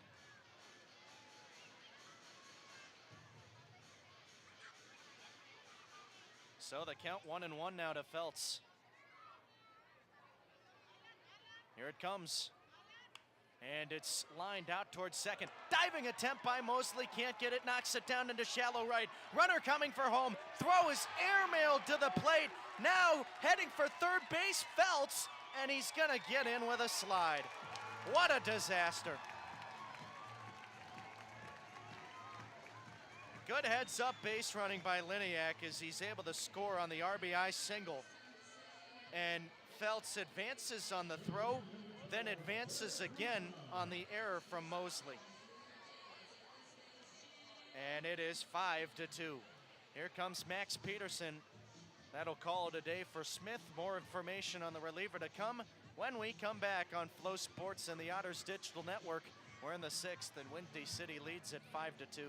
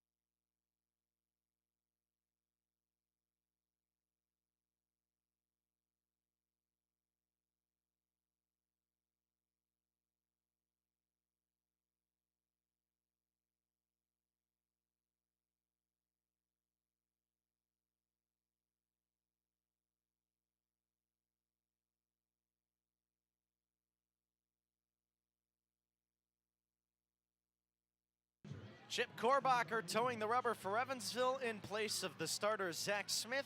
Smith's line as of now 5 2/3, 9 hits allowed. He has given up 5 runs, 3 earned on 2 walks with 10 strikeouts. Korbacher, a right-hander, and he will be making his 7th appearance. No pitching record, 8 prior innings of work. a 2.25 ERA, a 1.38 whip, 11 Ks, and 3 walks.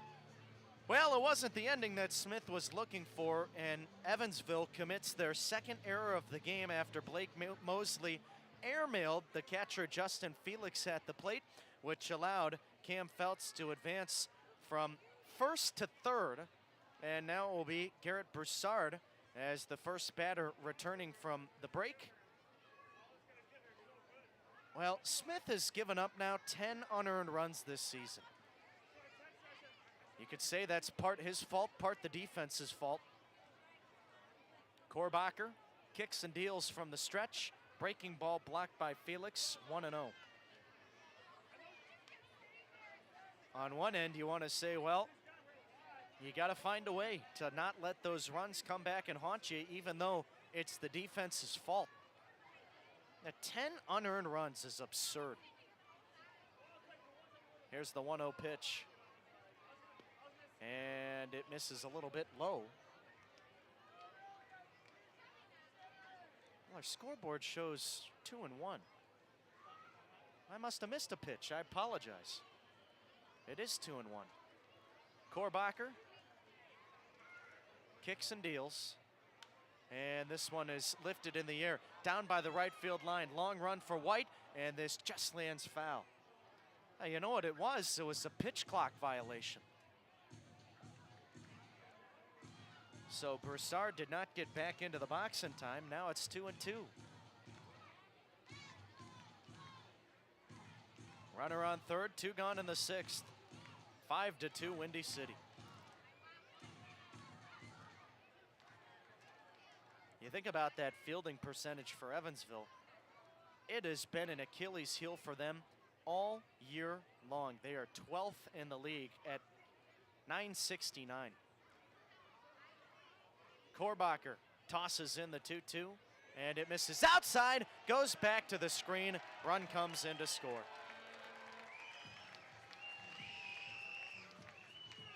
So a wild pitch makes it 6-2, and Windy City leads.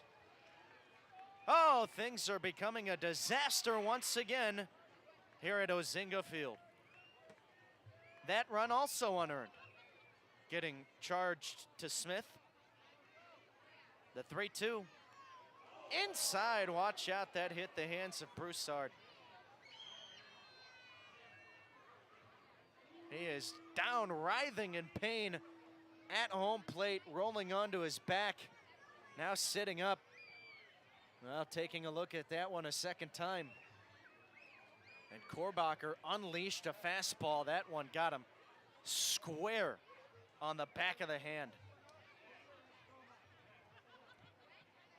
And he is being looked at by the Windy City trainer.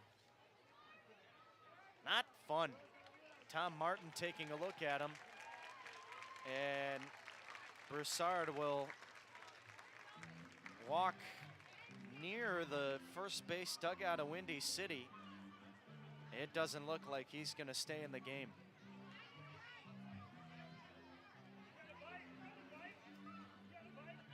And in fact, Bobby Jenks taking a look at him, I'd be shocked.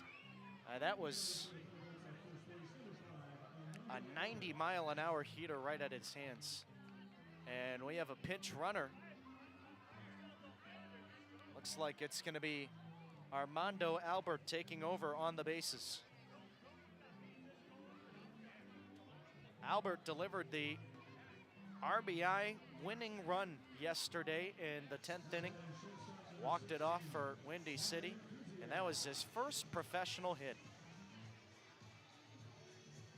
So now coming to the plate, Henry Kuziak. And Broussard out of the game after that hit by pitch. Runner on first, 2 gone, 6-2, Windy City in the 6th. Throw to the bag, and a low throw. Mendham stops it. Korbacher having command issues out of the bullpen. A wild pitch to score one, and he just plunked Broussard. He's ready. And the right-hander's first pitch. Here it comes. Swing and a miss. Kuziak 1 for 2, a single and a run scored in the 5th inning. On the series, he is 2 for 6. Had that RBI triple yesterday. Another checkup on Albert at first, and now if Korbacher wants to throw over again, he will have to get him. He's out of disengagements. Otherwise, it's a free base for Albert. Big lead over there. A jumpy lead. And the pitch. Swing and a miss. Well, the focus should be on the batter. Who cares about that runner right now? If he steals second, so what? Get the guy out at home. You got 2 outs in the inning, and that's all you need to focus on. Korbacher from the set. Glove at his belly. The kick and the pitch. Runner goes. Fastball outside. Throw from Felix. And watch out, that hit Korbacher. Called strike 3. And oh my goodness. Korbacher just got drilled with that throw from Felix. I don't know if he was able to stop it with his glove. I don't know if he caught it. I believe it hit him in the chest area. Oh my goodness. Well, it's a looking strikeout for Kuziak. That'll do it here in the 6th. We'll take it to inning number 7. Windy City leads 6-2.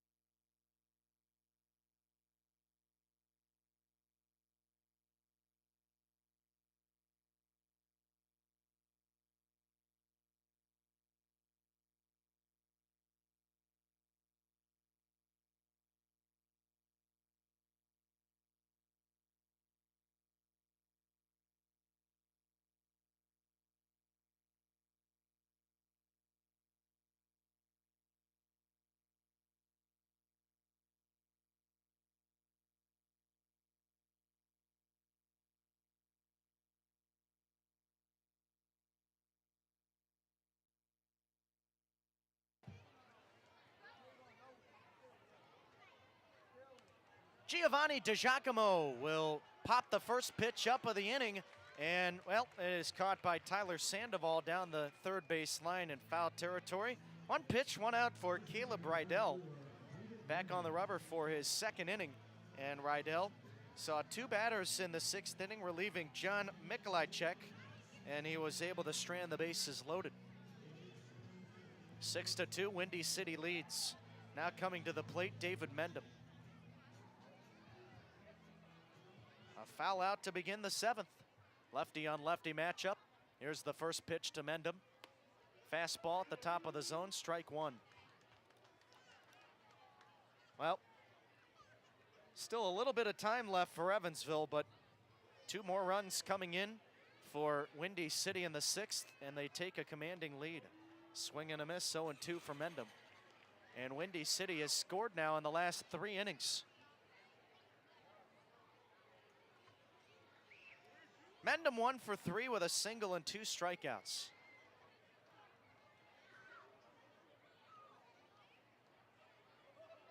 Rydell leans in, gets the sign.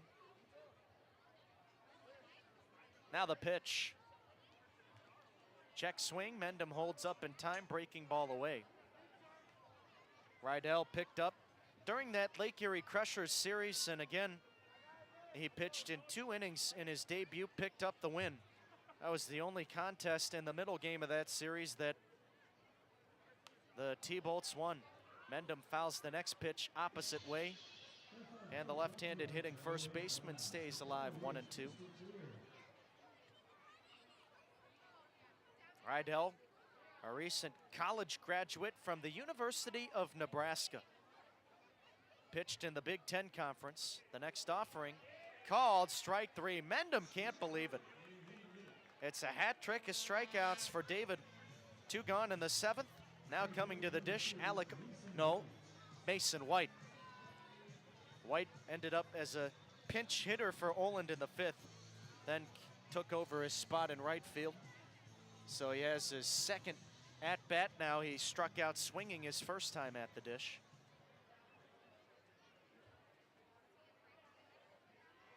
First pitch, and the left-handed hitting right fielder takes high, 1-0. At Nebraska, in his final season, Rydell 6-4, 5.47 ERA and 74 innings. The next pitch that he throws is low, 2-0 now. 6-2, Windy City leading Evansville, and we're in the 7th. Bases empty for White. Here's the pitch. Swing and a miss, 2-1. White saw action in yesterday's game, was 0 for 4 with 3 strikeouts. Trying to snap a 4-game hitless streak, the 2-1. And it's in for a strike, 2-2 the count now. Well, White still with a good batting average because this was a guy that was smoking hot at the beginning of the season. The deuces are wild, the pitch, called strike 3. White didn't like it, felt it was outside. 2 strikeouts in the inning for Rydell, and he will walk off the mound pitching in a perfect 1 2/3 innings out of the bullpen. So we'll take it to the bottom of the 7th, stretch time here at Ozinga Field. Windy City 6, Evansville 2.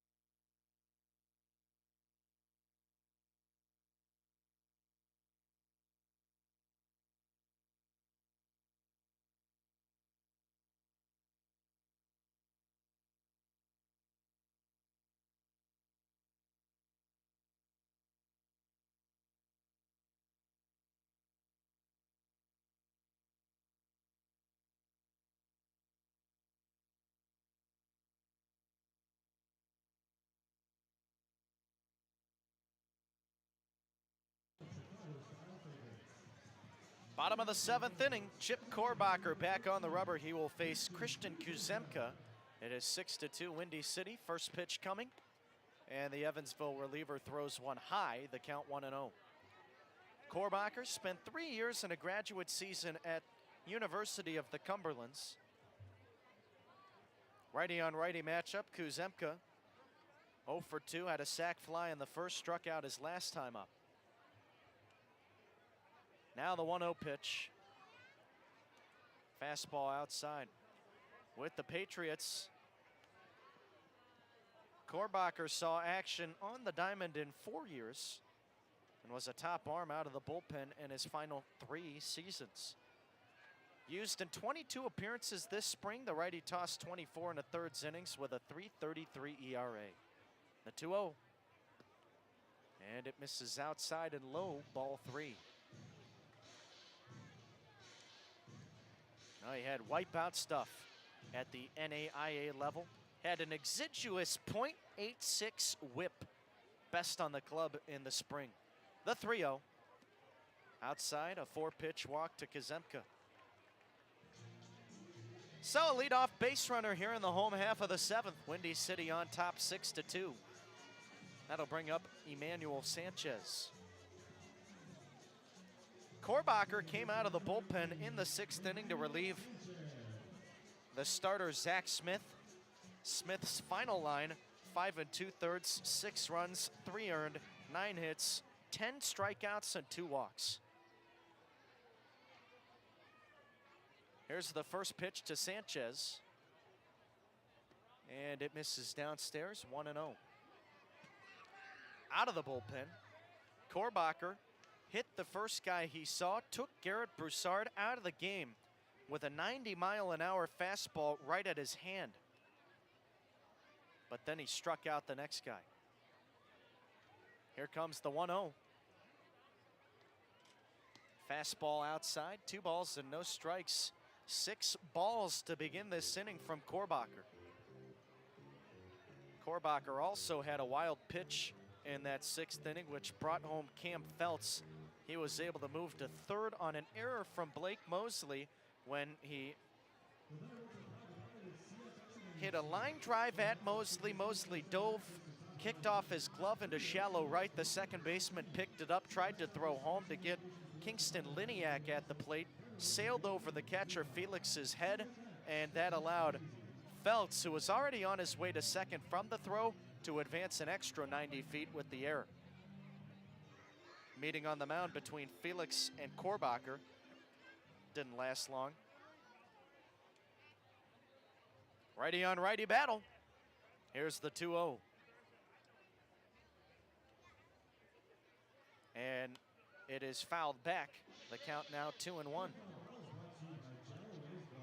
This series will conclude tomorrow. Evansville trying to avoid dropping back-to-back series. They lost 2 out of 3 games to Joliet, and they dropped the opener yesterday to Windy City. 6-2 the score here, and we're in the 7th. Now the kick and the pitch. It misses downstairs, 3-1 from Korbacher. Boy, he is all over the place right now. Korbacher has been a good arm for Evansville in his early professional tenure. He's ready at the belt. He kicks and deals. 3-1, misses outside, ball 4. Back-to-back walks to begin the 7th. Here comes Joe Johnson. Korbacher went 1 2/3 in his last appearance against Joliet. Didn't give up a run and struck out 4. Max Peterson coming out toward the mound, and we're going to have a new arm. We'll be back on Flow Sports and the Otters Digital Network. Windy City 6, Evansville 2 in the home half of the 7th.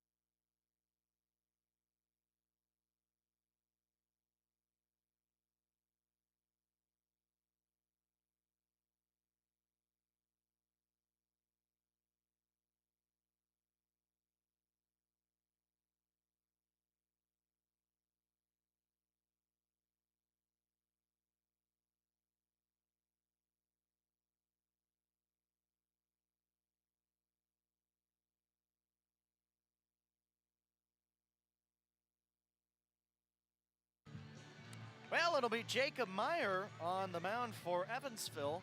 And moments ago, Justin Felix was down on the turf, shaken up. I don't know if he got a cramp or if one ran up and hit him under the cup.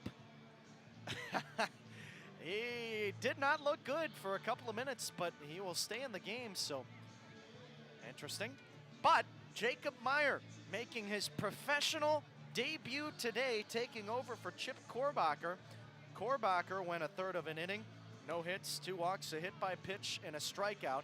He is responsible for both runners on board here in the 7th inning, and it is 6-2 Windy City over the Otters. So again, here comes Meyer, and it's another local product. There are now 4 local products on this Evansville team. Meyer, the most newly acquired member, and he comes from where else but the Evansville Aces. So he was teammates with Shane Harris this spring, and both guys going to the Super Regionals, just 1 step away from the College World Series. And so here comes Meyer with his professional debut. He will face Joe Johnson as the first batter. Righty on lefty matchup, 1st and 2nd. Nobody out here in the 7th, and we are ready to go. So Meyer will be working from the stretch, and he leans in, gets the sign from Felix, comes to the set, glove at the belt. Here's his first pitch, and it's tapped back to the screen, foul, 0-1. Well, a good start, starting off with a strike. Wasn't the best of days for Korbacher, but he didn't do any damage yet. Now the 0-1 delivery, and it's a bunt attempt, fastball high and outside. This goes over the glove of Felix, back to the screen. Both runners advance. Well, no need for the bunt anymore, and it's going to be bombs away with the swing for Johnson. Johnson, 5 home runs, 30 ribbies on the year. He's 1 for 3 with a double today. And we'll see how Meyer is able to work around this. 6'2", 210 pounds. The kick and the pitch. Breaking ball, and a good one, catches the outside corner. Meyer, a 4-seam fastball, slider, curveball, and a changeup. He hit that backdoor slider to perfection on that last pitch. He's got Johnson down in the count, 1-2. Meyer gets the sign. Comes to the set. Here's the 1-2 pitch.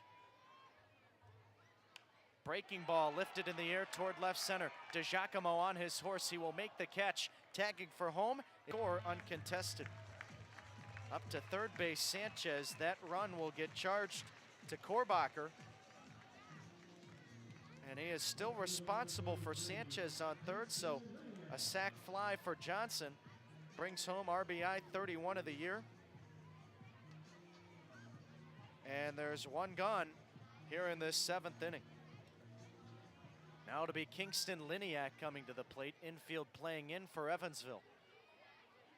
Righty on righty battle. Here's the first pitch. Swung on, lifted in the air, high and down the line toward left. Ranging over Bednar, makes the catch. Putting on the brakes is Sanchez. He got about 10 feet off the bag, and then he was told to stay there. Well, Bednar has a good arm. He got it in quickly. And that's a big out, number 2 for Meyer. And he's off to a good start out of the bullpen. Now he will face Brennan DeRiggi. 1 for 3 today, a single and 2 strikeouts. 7-2 Windy City. The pitch, fastball high, 1-0. Runner on third, two gone.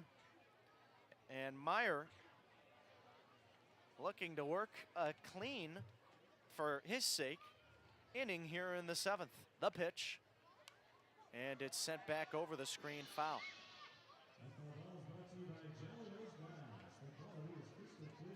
Myers, a guy that can fill in with the arm at any role. With Evansville, he pitched as a starter, pitched in high leverage situations, pitched primarily as a closer.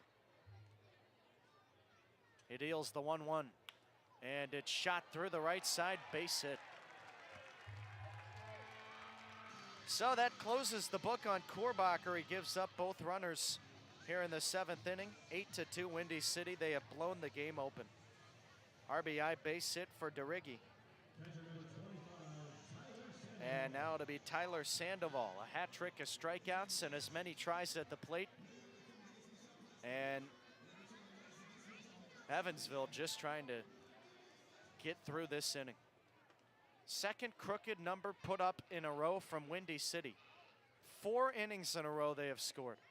First pitch swinging, and the count 0-1 for Sandoval.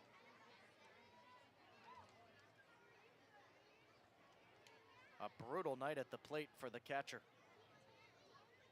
Offensively, at least. The 0-1.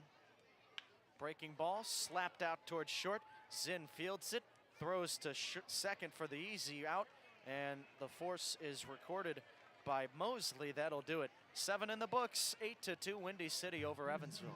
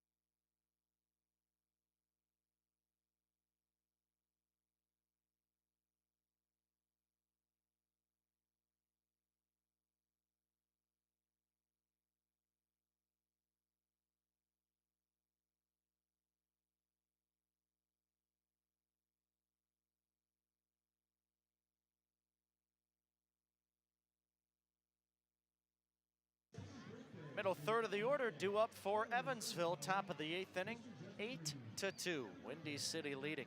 And it is Logan Brown to face Caleb Rydell out there for his 3rd inning of relief. His 2nd full inning, but he worked a 1-2-3 in the 7th, so we'll see what he can do against the middle third of this Otters order. Lefty on lefty battle. Here's the first pitch. Breaking ball, strike 1. Let's take a look at some other scores in the Frontier League, finalizing just outside of Boston. New England downing Three Rivers. No, check that. It was the other way around. The Angels winning 6-1. Next pitch outside and low. A ball and a strike now to Brown. So New England's struggles continue. Tri-City leading 13-0 in the top of the 6th inning over Sussex. The pitch. Swing and a miss, 1-2. Gateway besting Florence 12-3, bouncing back after yesterday's game. And that one was in Kentucky. Lake Erie taking 2 games off the top-seeded Wild Things in the first 2 matchups. First pitch misses high. Rather, the next pitch, 2-2 now to Brown. A 9-1 finish in Avon. That's a big series for Lake Erie, and they now leapfrog the Wild Things into first place. The pitch. Swing and a miss. Brown goes chasing after 1 in the dirt. 1 gone in the 8th. Couple of postponements today. Quebec and New York not playing. That one in Canada. Also in Canada, Ottawa and New Jersey being postponed as well. The only other game on the slate, Joliet leading Schaumburg 11-3 on the road. And then you have this one.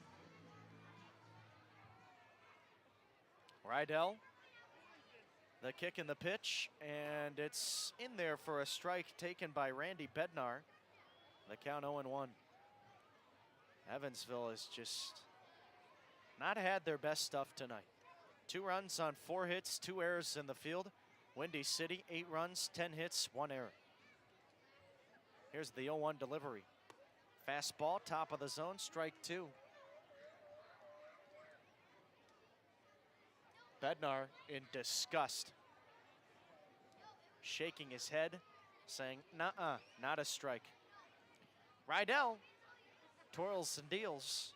0-2, hit foul down the first base side, and we'll have another 0-2 pitch. Well, these Otters clearly feel like the zone has not been fair to them.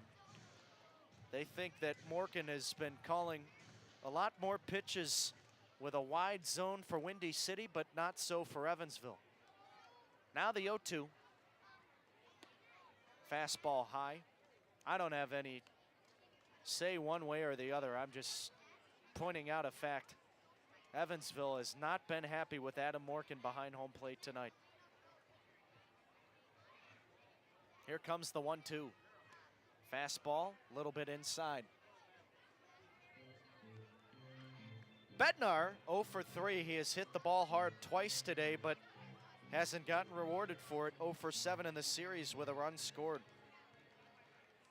Lefty on righty battle, the southpaw kicks and fires. Breaking ball, swing and a miss. Back-to-back strikeouts, 4 strikeouts in a row. Dating back to the 7th inning, 2 gone here in the 8th. And now it'll be Omar Reyes coming up. Make it 5 on the game for Rydell, and his hot start after coming from the Big Ten Conference continues. Worked 2 scoreless innings in his professional debut against Lake Erie. First pitch, swing and a miss for Reyes, 0-1. Only allowed a couple of base runners, and, well, he has only allowed 1 base runner here tonight. The pitch. Reyes takes high. So he has worked through now 2 full innings trying to go that extra third. I'd be interested to see if we see him in the 9th. The pitch to Reyes. Lines it foul, out of play. 1-2. Windy City up 6 over Evansville. Trying to win the series. Now they're in good favor to do so. The 1-2. And it's lined back to the screen.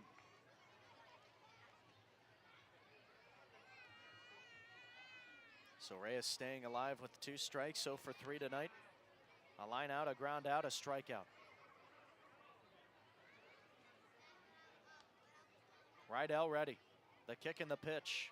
Swing and a miss, a strikeout of the side, and he sets Evansville down in order. That is now 7 in a row retired for the southpaw.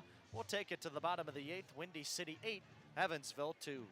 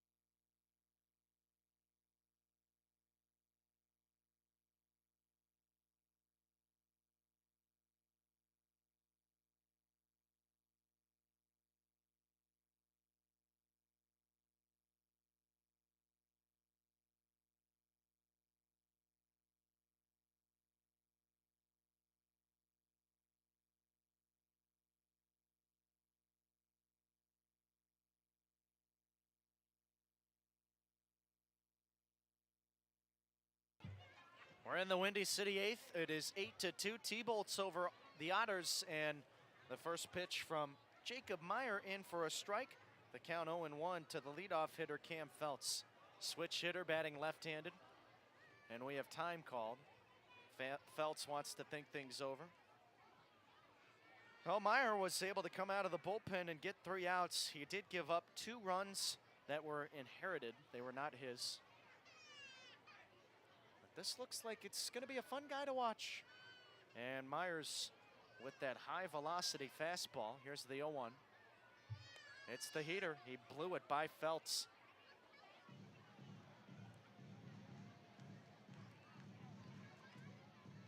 Feltz 2 for 4, 2 runs scored, an RBI.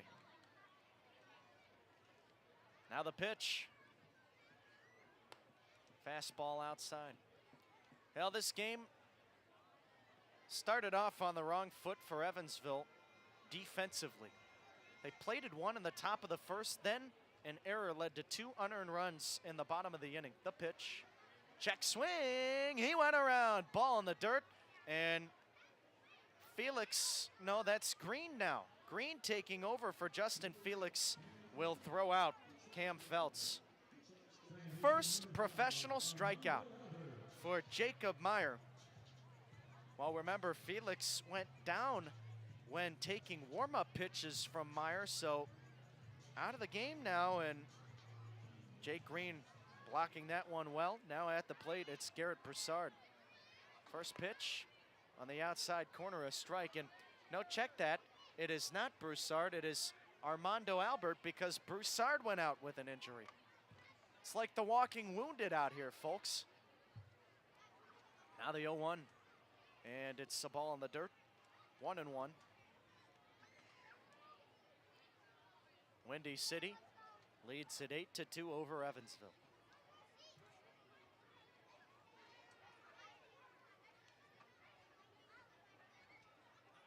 Righty on lefty battle. The pitch. And it's a soft line drive towards second. And it's snatched up by Mosley, 2 gone.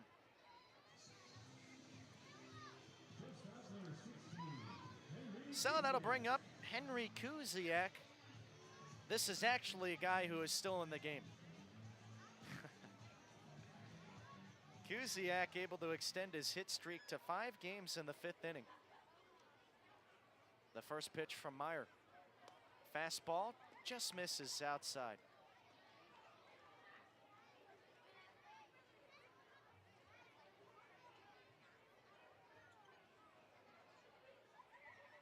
Now the 1-0 pitch. Swing and a miss, and excuse me, swing from Kuziak. That was a beautiful breaking ball from Meyer. Meyer back to it from the set. The kick and the pitch. Breaking ball low. Taking a look at some major league scores tonight. Chicago beating up on Milwaukee, and the Cubs besting the Brewers 5-3. The Guardians beating the Royals 7-2 tonight in Kansas City. The pitch. Fastball outside, 3-1.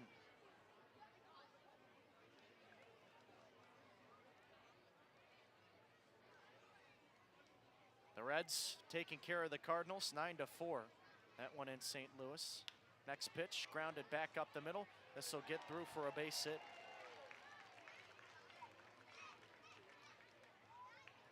So Kuziak with his 2nd hit of the game. Here comes Christian Kuzemka, 2 down in the 8th. How about Chicago? Taking 2 games off Colorado, back-to-back nights. And the White Sox, 11-3 winners. What an abysmal season it has been for Chicago, but they have won 3 in a row.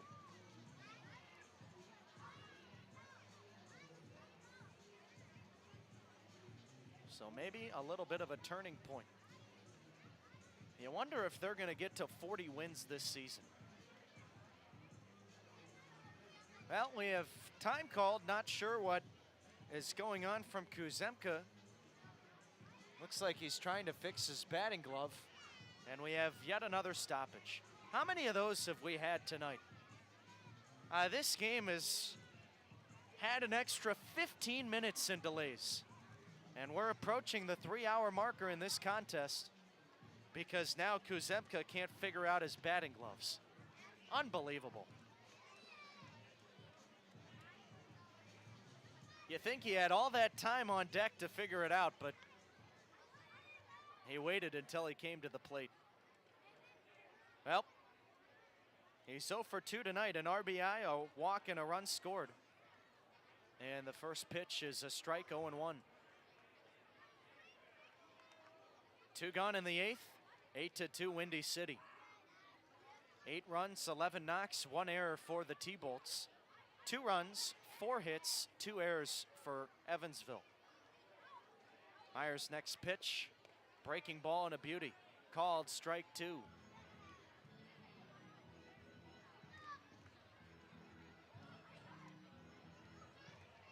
Righty on righty battle. Meyer at the set. He twirls and deals. Fastball high. Well, I'm a happy man. Somebody just dropped off 2 cheeseburgers to me up here in the press box. I am starving, let me tell you. I did ask for ketchup, though, not seeing any ketchup. That's all right. Breaking ball inside, and the count now 2-2. I could eat a horse right now. Instead, I got a cow. Deuce is wild. Here's the 2-2. Ground ball back up the middle. Snared by Meyer. What a play. He'll run it to first, flip it to Mendham. The inning is over. We'll take it to the 9th. One last chance for Evansville. It's 8-2 Windy City.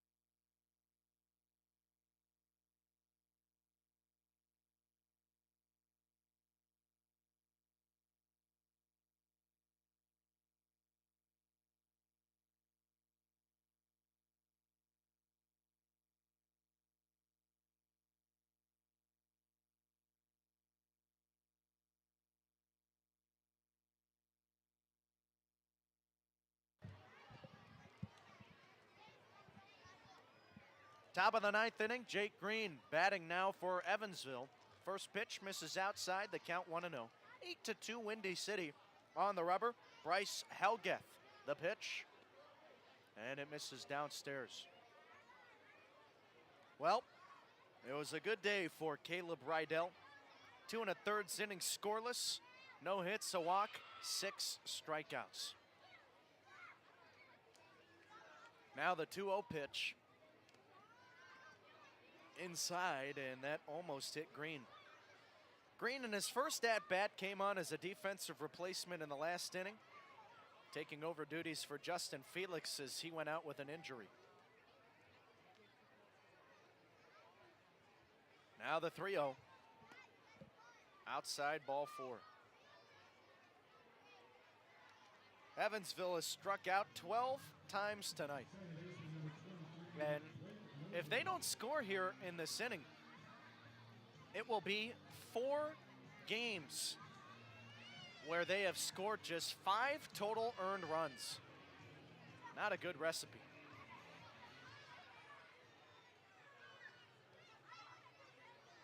Here's the pitch. Fastball high. And the count 1-0 to Blake Mosley. Well, 5 straight balls. That'll call time from Sandoval. Wants a word with Helgeth. I mean, you got a 6-run lead in the 9th inning. All you have to do is throw strikes, and with the way the Otters have hit tonight, probably good things are going to happen.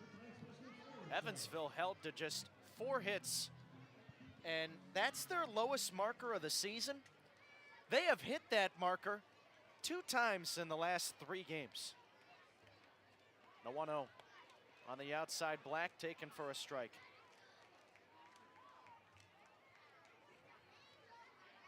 Giovanni DiGiacomo with half of those hits. Mendham has 1, Oland has 1. The pitch grounded to short, could be 2. Fielded by Kuziak, flipped to second for 1, relay to first. Not in time, it pulls Johnson's foot off the bag. And so it's just a fielder's choice. Can't charge an error there because you can't assume 2. Tough to see on the replay. They only got where the ball was going into the mid, not the foot of Johnson. So 1 gone in the inning. Mosley on first. Green back to the dugout. And now at the plate, Delvin Zinn. 8-2. Windy City leads Evansville here in the 9th. First pitch to Zinn, a fastball high. The count 1-0. Zinn 0 for 3, 2 strikeouts, a ground out. The pitch, and it misses low. Well, we'll bring you the series finale tomorrow. Evansville will try to avoid the sweep, and they will drop their 2nd straight series tonight unless something miraculous happens. The pitch, at the knees, a strike, 2-1. Another Otter in complete disgust with the strike call.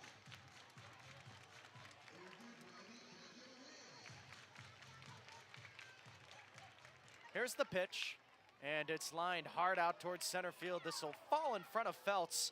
Takes a bounce, lands in his glove, and it is hit number 5 of the game for Evansville.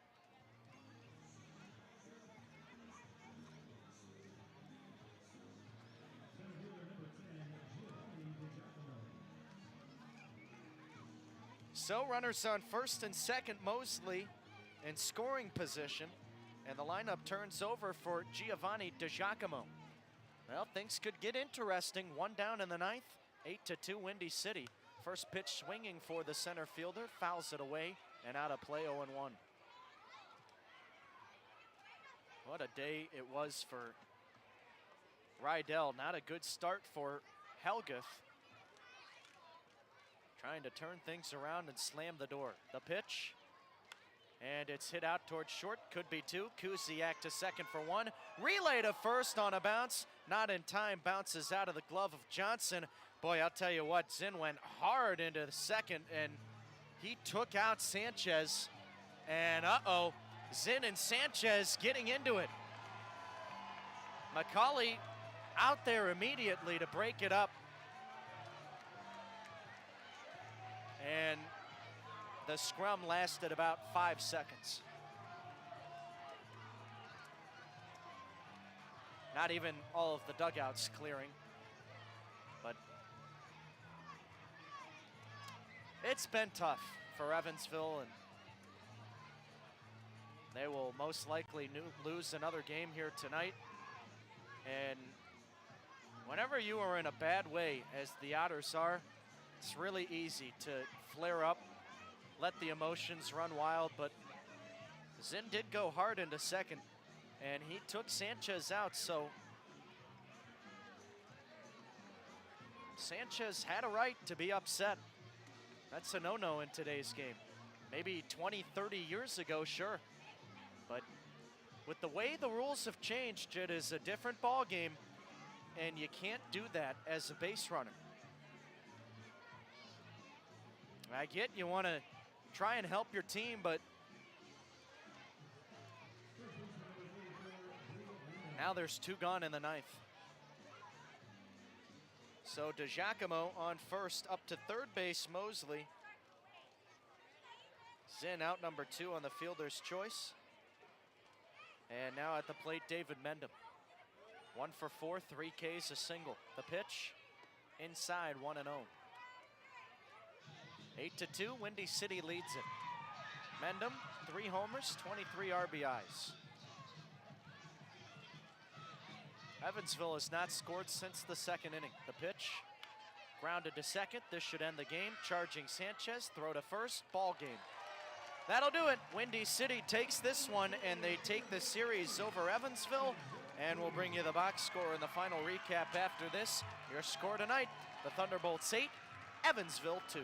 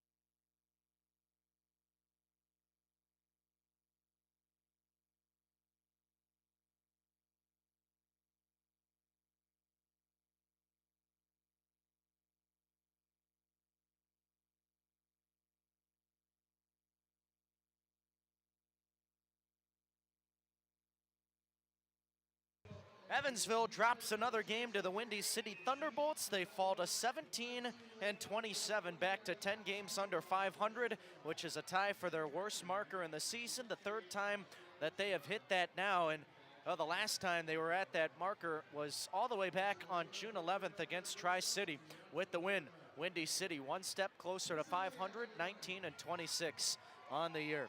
Well, it was an interesting game for Evansville. They had the first lead, but gave it right back up in the bottom of the 1st inning. Then they never led again. They tied the game in the 2nd, but in the 4th inning, that's when Windy City took over. In the 1st, Giovanni DiGiacomo saw the 2nd pitch of the game and lined it down the left field line for a double. He scored on an Alec Oland RBI single. And then Windy City took the lead in the bottom of the 1st. 2 runs came in to score, and it was a couple of errors. Well, one error that led to both runs coming in unearned. One on a sacrifice fly from Christian Kuzemka, another on a fielder's choice RBI from Emmanuel Sanchez. And then Evansville tied it in the 2nd. Randy Bednar led off on an error. Then he came in on a sacrifice fly from Justin Felix later in the game. That would be the last run that Evansville scored. And then in the meantime, Kingston Liniak in the 4th inning homered, and that was past the left field wall to put Windy City on top. 3-2, they scored another in the 5th, an RBI double for Emmanuel Sanchez, 2 more in the 6th, and then 2 more in the 7th as they put up crooked numbers in the 6th and 7th innings. They scored in 4 straight innings to take a commanding lead. In the 9th inning, Evansville had a runner on 3rd but couldn't capitalize, and that's your final score today. Again, Windy City 8 and Evansville 2. Final box scores, the T-Bolts 8 runs, 6 earned, rather 5 earned, check that. And they had 11 base hits, 1 error in the field, 8 left on base. Evansville, 2 runs, 1 earned, 5 hits, and they had 2 errors in the field, 9 left on base. The losing pitcher today, Zach Smith, he drops to 3-5, went 5 2/3, 6 runs, 3 earned, 9 hits, 10 strikeouts, 2 walks. And John Mikolajczyk will earn the win. He gave up 2 runs, 1 earned, 4 4 hits, 4 walks, 6 strikeouts. With the win, Mikolajczyk up to 2-1 on the year. Final time of today's game, 3 hours and 6 minutes. It was a nice day at the ballpark, 88 degrees, sunny skies, and our temperatures now right at about 80 degrees with a beautiful night sky rolling in for the second night in a row, fireworks at Ozinga Field.